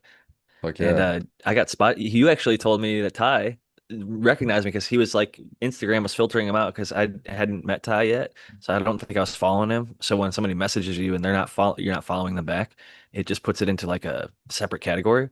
And so I wouldn't have seen it if Spartan was like, "Hey, are you in Vegas right now?" And I was like, "Yes." Dot dot dot question mark. He's like, "Somebody from who listens to the show saw you." I was like, "Oh, cool." Like fucking tell them to hook me up. He's like, "They did," and I was like, "Oh shit, gotta go get back to him." And shout out to Ty Sticks, man. He Loyalty Gardens. He fucking hooked me up some fire. And same with Johnny Caniseed. He drove fucking half an hour to come see me at the event that I was at, the Champs Business Conference with my wife. It was a great time, man. I will say Vegas if you're inside and not having to deal with the whatever the heck they're called, the union that want to make you not do any work for yourself. And Oh yeah, you that know, goes they're getting like themselves paid, so I'm not gonna hate on it too much. yeah, it's I support it's whatever. Yeah, ridiculous. I love people getting paid what they're worth, but sometimes it's annoying that that has to be the way it's done. I'll say that. I I got teachers in my family, and I I used to work in a have union. I used to benefit be a from. union steward, so I'm totally pretty pro union, but I don't put my head in the sand and say they don't go too crazy sometimes. And I'm looking at you at the Las Vegas Convention Center. You got a little crazy out there with some of your prices to do things. That's I'm not gonna even mention it, but we're talking about not $1,000 and about $10,000 to move this one thing. How about no? What? We'll And move we'll it kick you elsewhere. out if you move it yourself Yeah, and you can't use a cart. You have to carry it. There's no carts. You're gonna mess up the carpet as they drive past on a on a gas-powered on a fucking golf cart. vortex. Like, oh, Yeah. okay. So we're just gonna fucking bring carts and wait to have people tell us not to. And we've gotten away with it so far, but yeah, there's some Oh, they got ridiculous real stuff. pissed at us. Oh, we got pissed. Yeah, they got pissed at us too. But I mean, sometimes in life you just keep doing your thing and people can be pissed or they'll actually stop you, and most people won't stop you. Exactly. That was my thought. I was like, this person, the chance that they actually like have the authority to get me in some sort of serious trouble, like they might run it up the chain and they might, you know, my boss might end up giving me hell later or whatever. And my wife was a little bit scared slash nervous when they did start raining hell on us. But it's like we did what we had to do to get the shit set up on time. So Yes. I'm a you know problem solution kind of person when it comes to that kind of stuff. Same with the garden, getting I'm back there to to get the growing. job done, If you want to whatever come that on and takes. show off your gardens. In the gardening case, I'll say that with the exception of like heavy pesticides and heavy metals and anything of that category that, you know, might have some sort of not the heavy metals, but the pesticides could be beneficial in certain circumstances, but you want to use the right ones. I'm like a least to most kind of person, so I tend to go with like the most organic, lightest possible spray and then like predators or just predators if possible. But there is some stuff out there that is kind of more chemical based or like some sort of chemical that is going to get the job done that's approved or whatever that's safer than the old shit that people like. Don't spray Eagle 20, folks. Don't spray myclobutanol. It turns into hydrogen cyanide when inhaled. So people are going to be inhaling the product that we're growing. Ideally, if it's good, we're going to grow it and smoke it. So stay away from that shit. Just be overcautious of anything that's systemic, Before you spray something on your plant, say, how does this work? What is the mode of action? How does this work on my plant? Is this systemic or do I have to be direct contact? If it's not a systemic thing, that's going to be safer right from the get because if it's systemic, it's going to sit in that plant and the clone's going to have it and the next clone's going to have it. And yeah, that's the real big thing to look out for, I think, whether it's banned or not banned. If it's something that's systemic, and I mean, there's some good organic systemic things, I think, like some funguses and things, but I try to avoid most of them. Gordon, Yeah. It's a you're great doing point. another hydro run with the GML nutrients. What is it? A different plant this time? Yeah, I did the first grow I did was Mac 1, and then the second grow I did was a GG4. And both plants have grown a lot. And I still think I like the it's like the classic, right? So it looks, I think I got better bud appeal from the hydroponic Mhm. and I got better yield from the hydroponic, but I got better what I felt my own, I didn't test these, but my own just smoke testing them. I felt like I had better terpenes on the organic, but I will concede that the smoke was smoother on the hydroponic, which makes sense because the last week we didn't put any nutrient. We were just fucking bubbling water, straight water. Right. So um, I don't think you can flush it more than that. So yeah, so that was kind of my findings. So I'm still kind of in the middle. Like I think both are, the differences are subtle that I can Right. tell, but I don't think that your average Joe consumer who might smoke once on the weekend or Right. something would notice that much. Maybe. I don't I would know. say 9 out of 10 people are like Well, you're you're right. saying not going to notice. I think even like autoflower versus photo period, and it could Well, be they pretty definitely notice distinct. the Like for you and smell, I, would be like, yeah, right? They definitely notice like how to say it, like how strong the smell was, I guess is what I'm saying. Like when I opened up the organic one, stronger you knew it. smelling. You knew it across the room that I opened it. But when I opened up the other one, it still had the same smells, but it was almost like you turned the volume down a little bit. So if it's still the same weed, just smoke a I little bit do more. think that's part of it, and I think a lot of people like organic because when you get into the organic side of things, like you could start with a super soil or a bag soil like an M3, but a lot of people end up adding a Bokashi Earthworks or a Build a Soil or there's so many different options out there. I mentioned another one earlier, BioBiz or Bio 365. There's so many different options for inputs. And instead of having just like one or two or maybe whatever forms of nitrogen or calcium, you're like five or six. And like one's fast release, one's slow release, one is in abundance, one is in micro amounts. And I love the kind of idea that like your soil is like a battery. You were talking about like the soil health. Are we feeding the soil or are we feeding the plant? And I feel like it is definitely kind of both, but definitely like chicken or egg, you're feeding the soil first to feed the plant. And in doing it, it's that kind of fine balance of creating a healthy organic buffet of multiple forms of things that are mostly broken down. They might be powdered or they might be meals or things like that that are gonna break down in maybe one grow cycle or maybe even two, but the majority of it might be taken up in that first cycle or whatever. And I found like the plant, even in organics or even in cocoa, I was doing like a synganic approach. I would throw a little compost tea in there like once a week, or throw a little worm castings in there like once a week. And I felt like those microbes helped break down the salts that I was putting in there and helped make them more bioavailable. And I was getting better aromas, better looking plants, healthier plants when I was doing that versus when I wasn't doing that with the same plants, same everything else. And so I heard a lot of the guys on Dude Grows talking about Synganic, and I thought, well, hey, maybe it's not the worst thing in the world. And one of my mentors who was growing those 9 and 10 out of 10 with the same kind of systems, he was doing that. And so I was like, maybe there's something to this, right? It's like, especially with the Heavy 16, a lot of their additives were more organic based, even if they weren't certified organic for all the different reasons or whatever.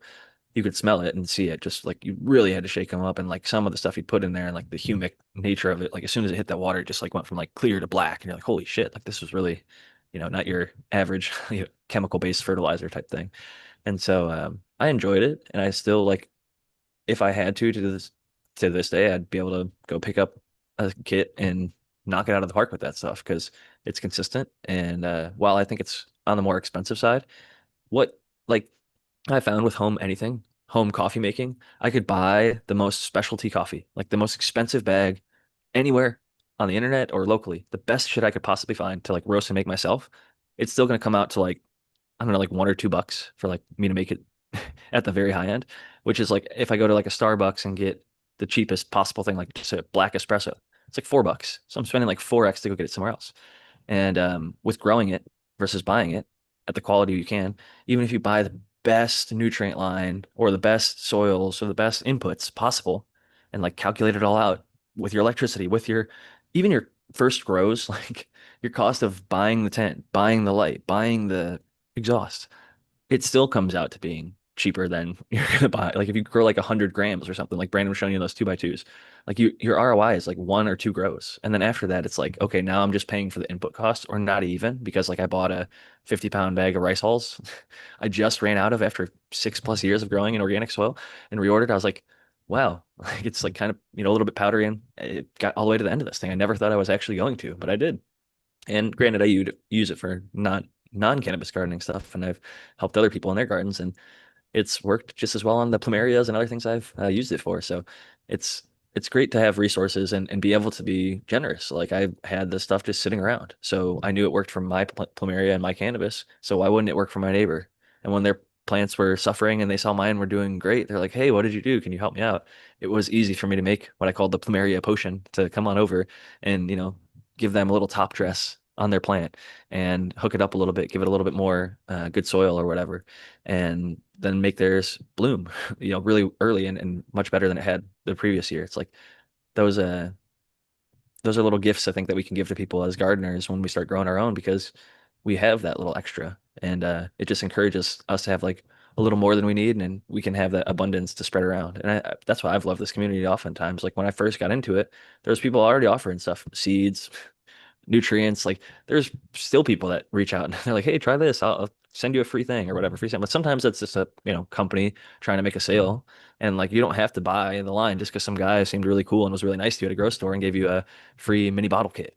Sometimes it's like kind of like Fox Farm. You buy the bag and then you run out of nutrients halfway through the grow, and then you buy their bottles or whatever. Like there's some things that are kind of built-in tactics to get you to buy into their systems.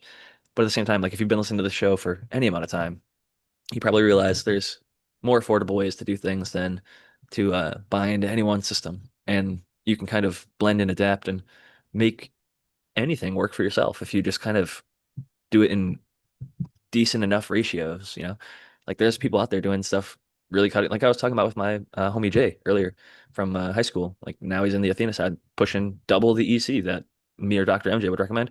But I look at his grows and I look at the stuff. I haven't smoked it recently or anything like that, but he's an intelligent individual and I really trust that what he's doing is probably effective. And I have no reason not to. I'd just love to hear more and learn more and ask questions that most of us might have or be curious about. And I don't know. I'm gonna reach out to him and see if he'd be interested in coming on. But it's just always fun to see different perspectives because we can do this for so many years and think, oh, this is how it's supposed to be done. And then you see somebody else doing it a different way and having success. And it's like, oh, that's cool. Another arrow for the quiver, for that person or whatever, more people growing, more people, successfully growing. That's awesome.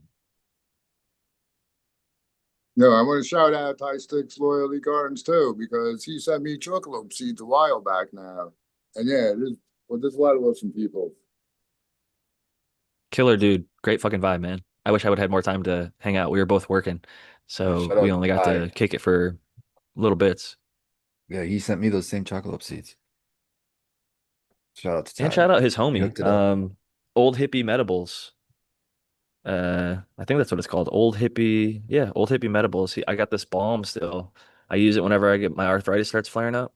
It's like a little green balm. It's got like, I think there's like lavender oil or other stuff in there. It smells good. Works really, really well. I hung on to it because I really like it. So I'm not using it a bunch because thankfully I've been not hurting a bunch, but it smells like a spa or something, man. Maybe some eucalyptus oil and some other stuff in there. But yeah, it's fucking killer stuff. Got to warm it up a little bit, spread it around. That dude was super cool too, man. The fucking community. I love that like you can just link up with people that, maybe otherwise we would have never crossed paths if it weren't for cannabis. Like I definitely wouldn't know anybody on this panel, right? And so it just the circles it opens you up to like got to meet Be Real from fucking Cypress Hill, like through my wife. Got to meet Tommy Chong. Like I just fucking some of the roots. Fucking God, there's so many people that like you get exposed to. You start to realize like if you hang around the industry or in the industry or in this space enough, that like a lot of these people are, just regular ass Yo, people and did you they're in this smoke with community That's Be too. like They Real? love Tommy. like the common bond of smoking weed. How Yeah, I long were think you Tommy hanging Chung with is Be that Real? example. We He's just didn't. a We regular smoked guy. one of his joints. He gifted That's us a awesome, joint dude. and we did smoke it. It had like a little funky feel tip. My Like wife's last like, one I you can had. smoke you under the table. And he's like, next time. It hasn't happened yet, but she challenged him to a smoke off and hopefully it'll happen eventually. But yeah, he was super cool, man. My wife commented that he has the softest hands. Like, dude's got like straight up, baby skin hands, like which is crazy, but it's true. Got to shake his hand. He was nice, nice enough to, hand us a joint and have a little chat. So fucking cannabis space, man. Like you never know who it might be, but there's a lot of fucking really cool people. And the other thing Yo, is like I was just watching, we were on did you shake Tommy sorry, Chong's go ahead. hand? I think I did. We took a How was the she took a photo with experience? him and I think I shook his hand. It's stoned, bro. Less memorable, I No, guess. but dude, Maybe I ABS, was too did you stoned to guys remember. ever see Trading Places? That's I how love she. trading That's how places. she knew that he wasn't. He might have not be talking bullshit. She's like, "You haven't worked a day in your life. You have babies with hands." But yeah, that's. It's I, true I'm though, kind of. man. I'm a little jealous, It's man. I got calluses on my shits, man. I'm calloused up too, bro. Like if I if you could see it well enough on the camera, I'm definitely calloused up on my hands, just working out. You get, if you're physically active, even working with plants enough, you pick up enough pots, you'll start to build a callus. Even now I'm building the little barista hands, fucking handling hot shit when you're making coffee. You There you go. occasionally burn yourself and you get some calluses doing that. So one thing that I found interesting was the diversity of people, just like I was talking about with, Ty and many others that I've meeting that I'm just stoked to meet. What I might have met them through like the music space or something else, but I was watching something on one of my trips recently. There was this homesteaders thing. They were in Alaska and they set up a There you hydroponic go. system with like a solar rig to like this truck. Mhm. And it was just so funny because it was like it literally they had grow lights and I was like they could definitely grow weed in there. He was doing it for like tomatoes and peppers and other shit that he could grow. So he'd have and leafy greens. So he'd have greens during the winter and just like the independence and then like another just completely unrelated thing. I was watching some like video of this guy was like an inventor. And he was talking about all the things that he invented to get to his one main invention that kind of started his business or whatever. And his first one that like never really took off was like this hydroponic system that was like a stacked kind of like it was almost like a hexagon like layered thing to your garden or whatever, but it's more like a veg type setup if I could look at it. It's just interesting like all the different minds and creative types. It's like, somewhere along the line, like for him to have that be his first like patented invention or whatever, like he was probably smoking weed or like had a buddy who was, or realized that like it was a business or industry or a space that was like worth spending time to like make that, even though he like only sold six of the units or something. And he's like, I moved on to the next thing and blah, blah, blah, blah. But it's just fascinating to see all the cross coordination across industries from music to art to food and, anything in between. Like there's so many backgrounds that all appreciate and enjoy and love it. That, it could be a carpenter's conference, it could be a firefighter's like anything that doesn't have drug testing for the job. I guess maybe it's like other than like a semi truck driver's conference or something, you're gonna find people probably at whatever conference that will also enjoy weed, unless it's like a sober conference, but or Like one of MJ those, I feel BizCon? that. You mean like MJ BizCon where they don't want you pretty much smoking? MJ BizCon. Oh, wow. I still It's smoke just right at my alcohol and booth. Fuck cocaine. that. That's the beauty of concentrates. You can smoke right Those at your places are booth and so nobody big, you fucks can with actually you. get away with it. Yeah. They're so big. Like it's crazy when you get Yeah. like I grew up in Just duck behind Ohio, a curtain, and bam, good. I don't know if there's a convention center in Ohio that compares to Orlando Convention Center or to Las Vegas Convention Center. But if there was, I never went to it or I never saw it. Because some of these convention centers in these other states, it's like you could fit a whole ass city inside of these fucking convention centers. Like you have to take a cart or a shuttle. Like if you're on the wrong parking lot, like it's going to take you 15 to 30 minutes to get to where you're going. Like even if you're parked in the right parking lot, it's going to take you 10, 15 minutes to get to where you're going because these places are so fucking huge. It's just Is that a mind cucumber? numbing sometimes. You got a cucumber What in are we there, looking at pal? here, Tao? Is this a pumpkin? Dude, remember that? Cucumber? It was a, no, I think it's a cantaloupe seed. Oh, cantaloupe. Okay. Remember the last time I showed you guys it? It was little. It's fucking huge, dude. I have to keep curling it into the container. It's ridiculous. Yeah, I don't know what's gonna happen. I said I was gonna put it It's going outside. It's crazy. way too big already. Maybe I'll throw it out there. If it survives a frost, maybe. And then I got another one, and then those are clones, except for that one. Another cantaloupe seed that popped out. Nice. You got the cantaloupe cover crop going, man.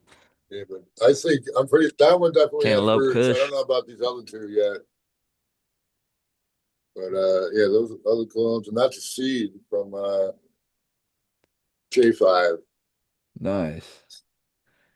So Vark Dog says the IX Center at the airport. I've been to the IX Center many, many a times. I can tell you, not even close in size. Because fucking these convention centers in Vegas and shit, it's just so astronomically gigantic. I'm gonna spotlight myself for 2 seconds. Again, not because I love seeing my face, but maybe you're showing seeds, caveman. Caveman, unmute yourself. Because I think you're actually showing something that we probably I want to think it see. was Let me seeds. Yeah. remove my spotlight. Oh, there's soil, there's seeds. I just thought you were trying to not show your face and had something random up, but it looks like we're looking at soil now. Caveman, you're unmuted. Cheers, welcome. Yeah, You're a little man. muffled. Maybe move your hand from the bottom of the phone. How about that? There you go. We Yeah, hear you yeah. good now. Much better. Cheers, Yep. man. Good to see you. Yep. Same. Welcome You back. guys. Yeah, I figured Caveman seeds in the house. What are we looking at? Probably some old school badass cross. well, these are hillbilly herbs, gorilla poison Oh, nice. that J5 Nice. F2 sent me. These are the F3. I'm gonna work on the F4 in the windowsill. I'm waiting on outdoor season. Nice. Best time to So feel outdoor. figured in case anybody was afraid their plants were too small to show. That's a great point, man. The That's future one of the home. best comments I've heard in a long time from one of our guests, Caveman. I appreciate that. I will say you reminded me of something. I tried a new strain recently, and it's funny because it's a new strain, but it's a bunch of old strains. It was called Giraffe P. It was actually presented to me as Giraffe Pussy, which is kind of funny because like higher than Giraffe Pussy. And then I looked it up because I was like, I never heard of this. I've heard people say I'm higher than Giraffe's Pussy, or I'm gonna get as high as a Giraffe Pussy, or whatever. But I never actually seen the strain. And so I looked it up and I was like, okay, this didn't help. It's a cross between MILF and astronaut pussy. And I was like, well, what the hell is astronaut pussy? And so I look it up and it was like a bakery Probably genetics giraffe pussy. creation. And the astronaut it was like astronaut pussy. I'm pretty sure it's a cross of it was like purple Urkel cross something else. I'm gonna look it up right now so I could get the accurate thing. And then the other one is another like cross of like white widow and another purple strain. So it was a bunch of real old school stuff crossed together. And I was like, oh no wonder I love this. And it was amazing. But um yeah, just funny to try and go through some of these lineages. And I just had to Jack, shout it out because it was I a love relatively pussy new, at least new to too. me strain.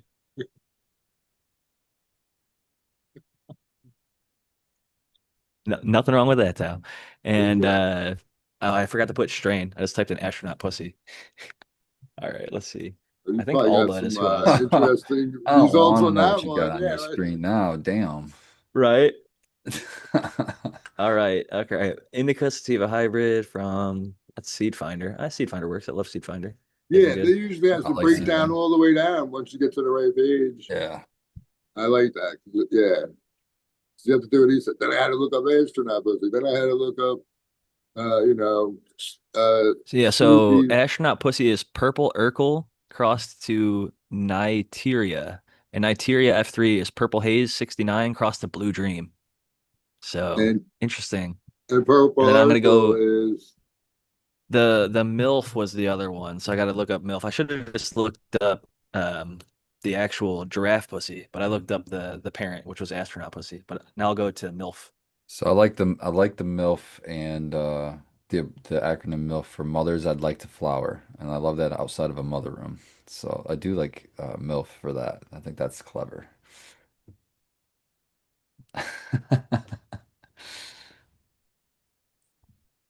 I can't remember who I saw. Did somebody It's on also called online? Morty's mom is another name for it, apparently.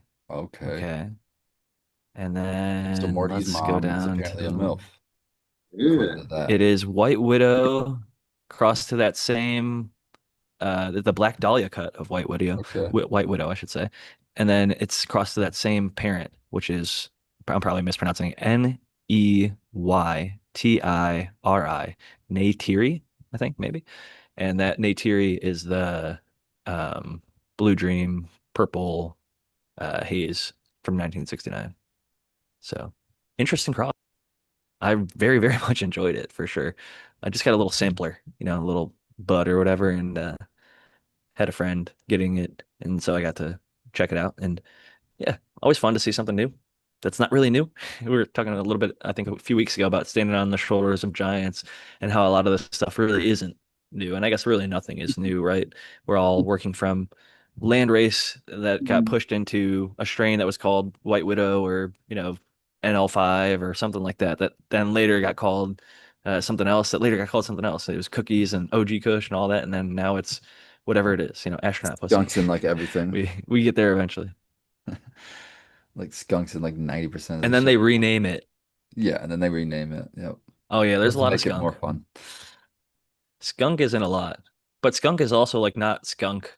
Like skunk number one, like the skunk man skunk that is really popular and still goes around in seed Okay. form from like I love Sensi Seed Bank, but I don't think that their seeds are going to be skunky if you buy skunk number one. It's going to be kind of terpinolene, pinene, sweeter, but it's a nice high. And the plant is called skunk, and I think people have known that strain to be called skunk.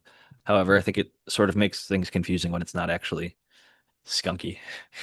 It's kind of more of like some people who don't smoke cannabis, like when I was in Arizona, I was kind of laughing because they were like saying everything smelled like skunk. They're like, "Oh, all the stuff smells Uh, like skunk today.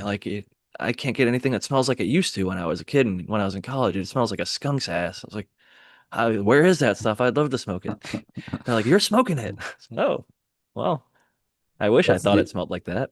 I think that's what I've been told about Europe too, is they called it like Great Britain, for example, they called it skunk there. That was like a slang for cannabis was skunk. So it wasn't the strain, they were just saying the skunk, like that's cannabis. Because and what was wild was that was what most people, attributed the smell to. Because I guess they don't have skunks there or on the island. And so that's wild for me to No, they think don't. of. That's wild for me to think of is like to Other than the compare zoos, something somebody will to always be like, the zoo has skunks. okay. Well, that's what I'm saying is like to be able to compare something to compare something to something you may never have experienced is wild to me. For sure. And I think it was, like you're saying, just more of a, like how we would say like ganja or herb or weed. I think weed is probably the best reference because like it grows like a weed. Skunk, it's like a loud, strong smelling thing in nature. It's very pungent. It's louder smelling than other animals. So like it could be the code word for that really stinky smelling plant is going to be like the stinky smelling animal, like Pepe Le Pew, right? You think of it like a kid or whatever. You think of an animal, it's going to be this stinky one. It's a skunk, and weed is even if it doesn't smell like a skunk, it's smelly, it's stinky, it's like the corpse flower when it opens, it's just like potent, it's pungent. People go and see it after because it's like a once in every however many years, and it just smells like shit, but people go and see it anyway. So, uh, cannabis I think is on the better side because it can smell like rose, it can smell like lavender, it can smell like citrus or berries or grapes or whatever. Fucking, I've had cannabis that smell like wine. So cool as sangria. It smells actually like sangria. Uh, Rest in peace, man. Whenever I think about this man, he just bred so much good shit that was true to name, true to flavor, which is like, well, let's keep that up. Let's bring that back. Let's keep doing that if you're doing that. So shout out to those people that are doing that. That's back before Or like breeders were Brandon having testing names like shit. Gay Laser and MILF Yeah, that's Yeah, back before they were testing with shit. He huge was testing just growing. pools. Yeah, he was on actually it. growing the shit He and had seeing huge how it. testing pools. Yeah. Well, I'm saying he's got huge testing pools, but he didn't go to a lab. He was having people actually grow his stuff, which Human testers. yeah, which I wish was, more That's the way. done more often because that's really a good way to select and to find the gems, I think. People are panning for artificial intelligence to mine for their new genetics and things like that, trying to use it to squeak out and eke out every little percentage here and there. We're just trying to like get to, human level or better in some cases. It's like when you already have a bunch of humans who've taken thousands of hours or years and decades of their lives to perfect and like master this craft in their own way. And I think he and many other breeders were smart to send it out to those passionate people. Let them see what's within there. Do they find what you found in your garden? In my case, that was the vast majority of what I found. And I found what was similar even before I talked to him, to the guy. It was a lineage thing. It really does come down to the genetics, like what the guy worked with that he sent to me. It made sense that there's grapey flavors in a purple punch cross, right? Like no duh, but it's sort of a 1 + 1 = 2 sometimes here, Jack, but sometimes it doesn't always work out that way. You could have like a two OGs crossed together, and you're going to think, oh, that's going to be bringing all the fuel and all the gas and whatever, maybe some funk. And then it just comes out tasting like berries or some shit. Like sometimes it just doesn't work how you think it's going to work. And so I'm pleasantly surprised when it does, but it doesn't always mean that's going to be the case for everyone in every circumstance and every situation. Like I bet you Spartan's gotten a ton of reports on Project V. I'm actually curious because now you've gotten a lot of feedback. People have grown it, smoked it, etc. Is it still kind of mainly like mango, funky baby stuff, or is there lots of Oh, variety dude, now that you're getting more people growing it? I would say the common denominator seems to be some sort of tropical citrus seems to be in there a lot. I'm not getting a lot of the foul stuff on the Project V. I'm getting more report. Actually, I got a report today, and it was how did he describe it? He said it was like a tropical tapioca candy he used to see growing up that was from like the Asian market, and then he sent me a picture of it. I've never seen these candies before, but I'd like to try them. Uh, but he said it's like no weed he's ever grown before as far as the smell. And he's about week 5 or 6 right now, flower. And I was like, man, this is the first time I've heard that kind of a report. Thank you. I like the detail like that, um, but yeah, he was telling me about he was growing two plants. One was like the bigger of the two, and it wasn't as terpy, but this other one was so like standoutish in the terp department that he really likes that one, and that's the one that sounds like between the two descriptions that I would go with too. Well, what's fun to me is when you get something that rings a bell like that to me. Like I smelled grape Smarties when I smelled the Velvet Punch. And it was just so because I harvested so much of it and I was just working with it so much. I was like, man, it's got a familiar smell, a really familiar smell. And then it finally hit me. I was like, this is grape Smarties. It smells just like if you took the purple Smarties candy and crushed it up into a powder and just smelt it, like or crunched it up in your mouth, chewing it. It's like it tastes how it smelled. And I looked up the artificial grape flavoring and it was methylphenolate. But then I think with what you're talking about, it'd be interesting to look into whatever that tropical candy he sent to you. Maybe you could send that to me because Jack, we'll jump down the rabbit hole and then maybe I could figure out what they use to flavor that. And then even without a test, I'm going to trust this man's childhood intuition and his nose, that thing that brings back our memory is tied stronger to olfactory or smell senses than anything else. Believe it or not. A lot of people can't pin a smell to a flavor or whatever, but in that case, when he did, if it was like his grandma's perfume or something, I would want to know what perfume it was, and I'd look up what terpenes are in there. Because like I look at my cologne and it says limonene and linalool and shit like that. So a lot of these terpenes are ubiquitous across. And so Okay. I can kind of Neo USA. Okay. Okay. Jack will do a little research. You'll have to send that to me in the DM, Spartan. But for the people out there, Spartan is holding up the candy that was sent to him. Yeah, And that's sorry. just a cool reference point because it's like very specific flavors and smells like that, like stuff that can stand out. That's what's so cool about cannabis is it can make, I think I haven't found a smell that it can't make yet. Like somebody, maybe people are like, said a few different ones that I don't want to repeat actually, but there's yeah, there's lots of smells that it can make. That's for sure. Yeah, he even gave me notes too, like he was looking, you noticed like he just brought up in chat here too about the looking at the actual pistols and seeing how, like the thickness of them. And one of them was like noticeably 2 to 3 times as thick as the other one. And all I told him is that all I've noticed that usually means it's going to be like on those Project V's it's usually more of the stout plants, the more, whereas the thinner ones seem to be more of the stretchy plants, the ones that are more sativa leaning, I guess you'd say. But I don't tend to see those thick ones very often, so that's one I would like keep an eye on, see what it does. But he said that was the one that wasn't really It'd be smelling nice if much you could yet. have a that might be why, maybe the sativa-ish leaning side is what brings out those nice tropical traits, and that would make some sense to me. I was gonna say my buddy Ohio Dave, I'll refer to him from my hometown or county or whatever.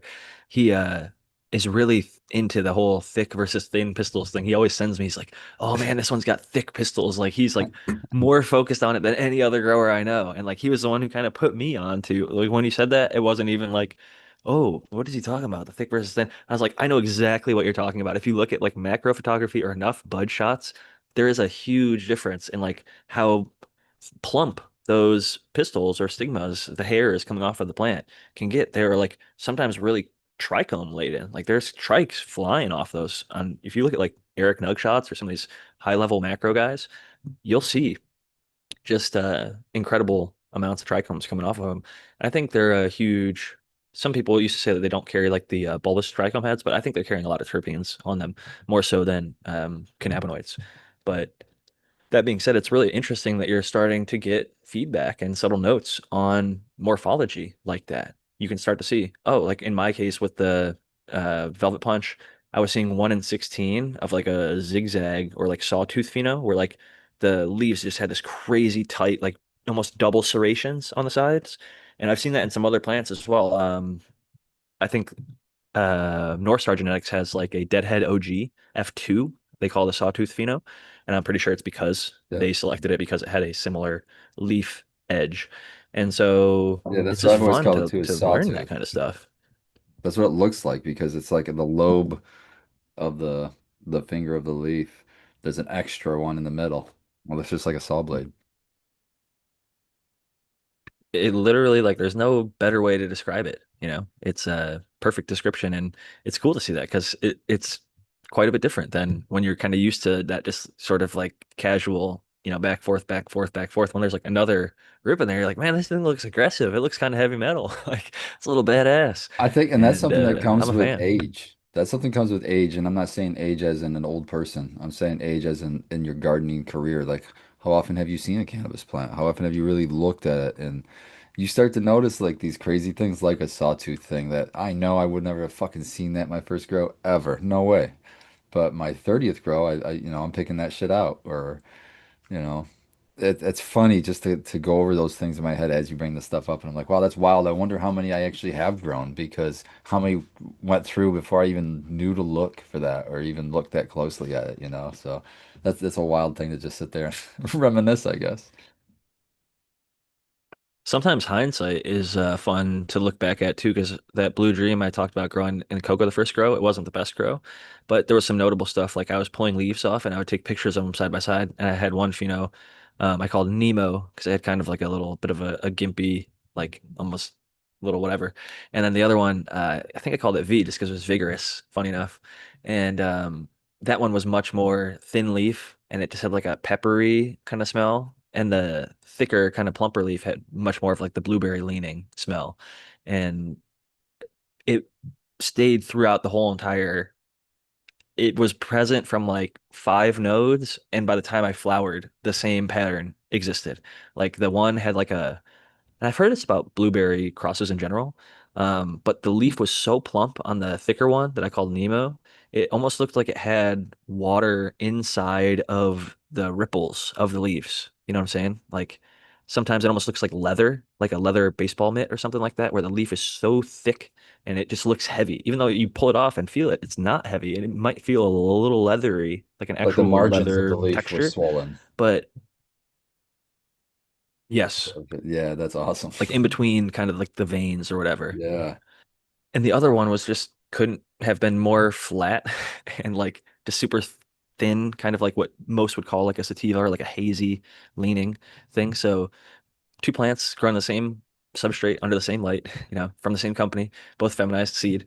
And it really shows like they are sisters, right? Like it was like the Chloe and the Courtney Kardashian or the Kim or whatever, like they had their similarities in some respects in the high and things like that, but they were very, very different in how they grew. And ultimately, if you separated them out and smoked one, you'd start to have a preference. Like I preferred the Nemo because it was more similar to what Blue Dream is, but the V, it was much more of a like a daytime like get shit done kind of like it had a little bit more peppery. It was better for my arthritis. The hash, I just ran out like a little while ago because I kept like a tiny bit, so my arthritis would get bad. It was one of the things that stopped my shaking, and I'd take two or three hits of it, my hands would stop shaking completely. If I took two or three more hits of it, I'd start shaking again. So it was like the dose was I had to actually get in that kind of Goldilocks zone.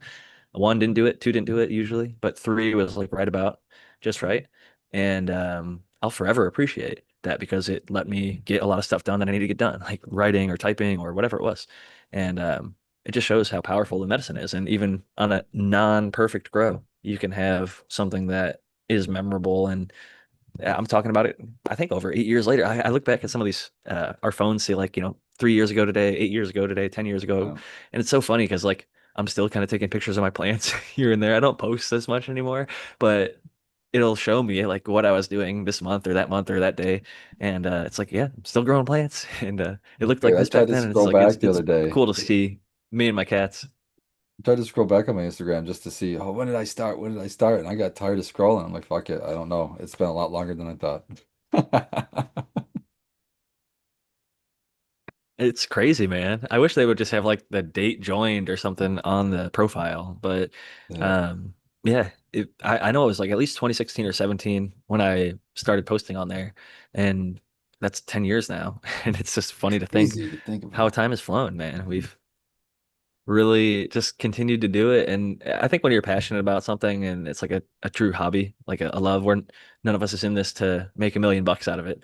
We're in here to truly do what we're talking about, which is like Yeah. overgrow the world and keep growing, keep other people growing, get people growing and talk about it and hype it up and share the passion and excitement. Because I do think when I was just getting my feet wet and I'd come across the Grow Tube Roundtable with Subcool, maybe Spartan Grown, and some of the other guys. It was just like it would get that fire under me, like, oh man, like I can Oh, be yeah. there someday. I can keep doing what I'm doing, and I'll get to a level just like that. I might be on a panel with some of these guys. I might be a tester for Subcool someday. It's like all the stuff that I never even would have thought, but you just start. You just do it. So Like I shout was out a to tester Nike. for That's one of the sub. He best was, phrases ever. Just do it, man. that's fucking awesome, dude. It's like to be able to say that, yeah, we kind of walked the same path that goes that. Like we both were able to be a tester for sub cool, and he's affected, I think, both of us quite strongly. Here I am growing. We're both growing his fucking shit still. So yeah, much love out there to sub. And all the breeders that helped him too. He Tao's didn't do it by got his himself. stuff in his. Yeah. Yeah, 100%, man. That cheesecake Yep. ground and Well, that what made him climax so good too, was that he and collabed with holy shit. everybody. But those two I have seeds with. He was open to collabing the whole thing. Yeah, that's what I liked about Sub was The always he Green was like, "Fuck Avengers. it, We're kind let's of keeping that go." alive. Yeah, exactly. It's the same spirit. It's like, yeah, we want everybody, bro. Oh, we're about running out of time. There's another thing I'm pissed off about in Michigan. The little thing called the Hash Bash on Ann Arbor. Mhm. The fucking U of M, They the can't they university. can't stop that. No, they can't. Well, they can say they can stop it, Right, but right. they said that there will be no smoking allowed at the Diag. I'm like, oh, have you seen the Diag and Hash Bash? Ooh. So I'm going to try to do, unless something drastic happens, my ass will be there because, when they're fucking flat out put out news articles and shit here in Michigan saying how no smoking allowed and basically hash bash is dead. Fuck you. I will be there. I'll be keeping it going. I don't care if it's just me and Emily standing on the fucking steps by myself. I'll be sitting there going, and you'll see me on the fucking news. I don't care. They can fuck off. You won't be Dude, alone. that's the It's one of the oldest. longest standing protests. Yeah, that's the oldest one, they say. The oldest I I don't think mean, it's standing the they've got a oldest pretty one good ever. representation. They Yeah, I yeah. don't know if it's the oldest one. I think Canada might have one up in BC that's a little bit longer, but Canada doesn't count, dude. We're BC? Come America. on. BC's Well, got some good I weed, give them man. some credit, It's but monopoly money up we're talking there. about America here. Yeah, America. Yeah, so if you're anywhere near Ann Arbor on the first Saturday next month here in April, what is that? The 4th, April 4th, be up there high noon at the not at the Capitol. High noon be at the Diag, the University of Michigan campus. You might have to park far away into a structure, but it's It's funny, it worthwhile. was never legal. It was never, well, that's another Never thing, legal, is never asked permission. in the city of Ann Arbor, cannabis is of least priority. So if they find it on you with you're doing another crime, they might charge you, but they're not looking to charge people with cannabis. But on the grounds of the school, you're no longer on in Ann Arbor jurisdiction. You're under the jurisdiction of the university police, and I don't know, feds. I don't know what else is there.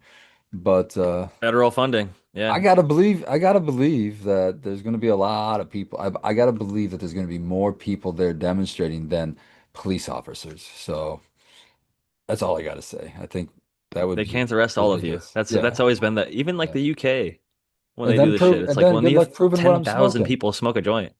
Good luck. Yeah. Everyone says a temp. What if I'm vaping cannabis or not cannabis? What if I'm vaping hemp?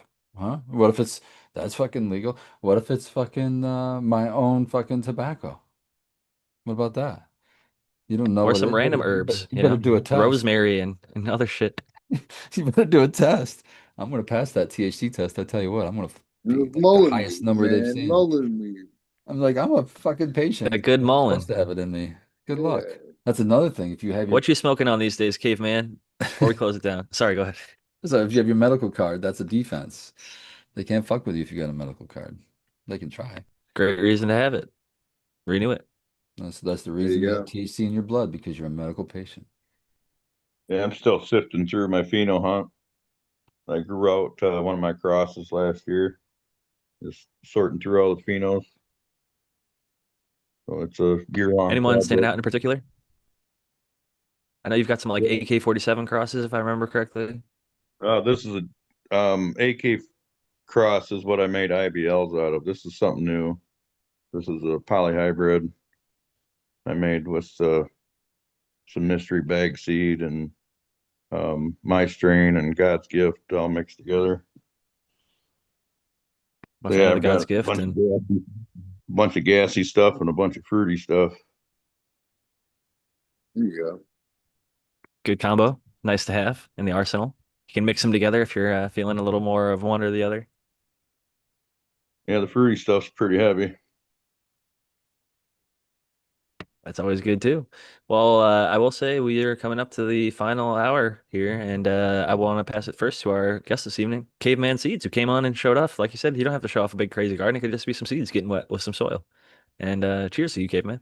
Let the people know any final thoughts and shout outs you have before we close it down. Well, appreciate you letting me come up. I'm easy to find. Caveman Seeds on Instagram, Caveman 1974 on YouTube, and I'll be back to show the progress next open panel. Awesome stuff, man. Always a pleasure to have you. And next we've got Spartan Grown. Thank you, Jack. Thank you, Tao. And thank you, Caveman Seeds, another Michiganja guy representing us well. I love to hear growers here in Michigan. So special shout out to you and everyone in chat. Much love. And fuck House Bill 5757. And see you at Hash Bash. Keep growing, everybody. Got to fight for your right, not just to party, but to grow and to maintain this amazing medicinal plant that we all love and enjoy and hopefully get to continue to do. So, next up, and last and certainly not least of our panelists this evening, the American one. As always, Jack, thanks for the hosting and shout out to everyone. Oh, shout out to Caveman for coming up and showing his baby plants. And shout out to everyone in chat. I wish I should have been in there a little more probably, but it's good to see everyone. And we'll see you next week or somewhere in between. Always a pleasure having you, Tao. And y'all know where to find me at Jack Greenstock. Somebody actually just hooked up a order. Shout out to you, Jose. I'm gonna get that book order out to you tomorrow morning. So you're one of the very last ones. I think like 248, 249, or 250. There's like less than 3 copies left for sure. So I'll get that packaged up, signed up, and sent out. And anybody who's been thinking about it, 50 Strains of Green, 50strains.com is still, like I said, just maybe one or two. This might be the last copy. Who knows? It'll be, if it's sold out, it's actually sold out. So if you snoozed, you lose. It's been a few years, so I gotta finish up purple and get some more greens printed. Might do a little hardbacks on the next round. A lot of people requested that, and I just gotta make it make sense economically. I don't want to, lose my ass trying to get this stuff and end up filling my house full of boxes that are not going anywhere. So all within reason, but I love doing it, and I love this plant, and I love documenting it, and craziest thing to me is looking back at 50 Strains of Green, like 50% of those pages and like photos are no longer available because like the Instagram accounts are gone, the forums are gone, the websites are gone. So it's like I'm so happy now in hindsight that I did it. And exactly what I had kind of hoped for with the preservation was achieved. So that's what I hope to continue to do with purple. And part of the reason that it's been delayed is some of the photos that I put up there were links and I wasn't smart enough to screenshot and save them. I just put the link to make it more convenient for myself. Unlike the first one where I like saved and downloaded everything. I was like, oh, it's this way easier with the link. I'll just pull it back up, and again, 50% of them are freaking gone. So fight against not only the bad laws, but fight against the current bullshit of social media and all these other big organizations that are shadow banning, deleting, and removing us. They're fucking erasing us from history. People talk about that as a quasi dramatic. This is actual erasing us from history. Our history, our culture, our plant, are part of our identity as a group is just being hidden, deleted, and removed, and it's fucked. So we have to fight back against that. And cheers to everybody who's doing it. You are all out there doing awesome stuff, posting in the comments, posting on the social medias, making your presence heard. Even if you have 10, 15, 20, 30 followers, don't give a shit. Just keep fucking grinding. People are going to find you. I'll follow you back if you follow me, ideally, if I'm able to, if I don't hit the limit. But cheers to everybody in the community. Keep growing. Grows love. And catch y'all next week. Thanks for coming back. Cheers.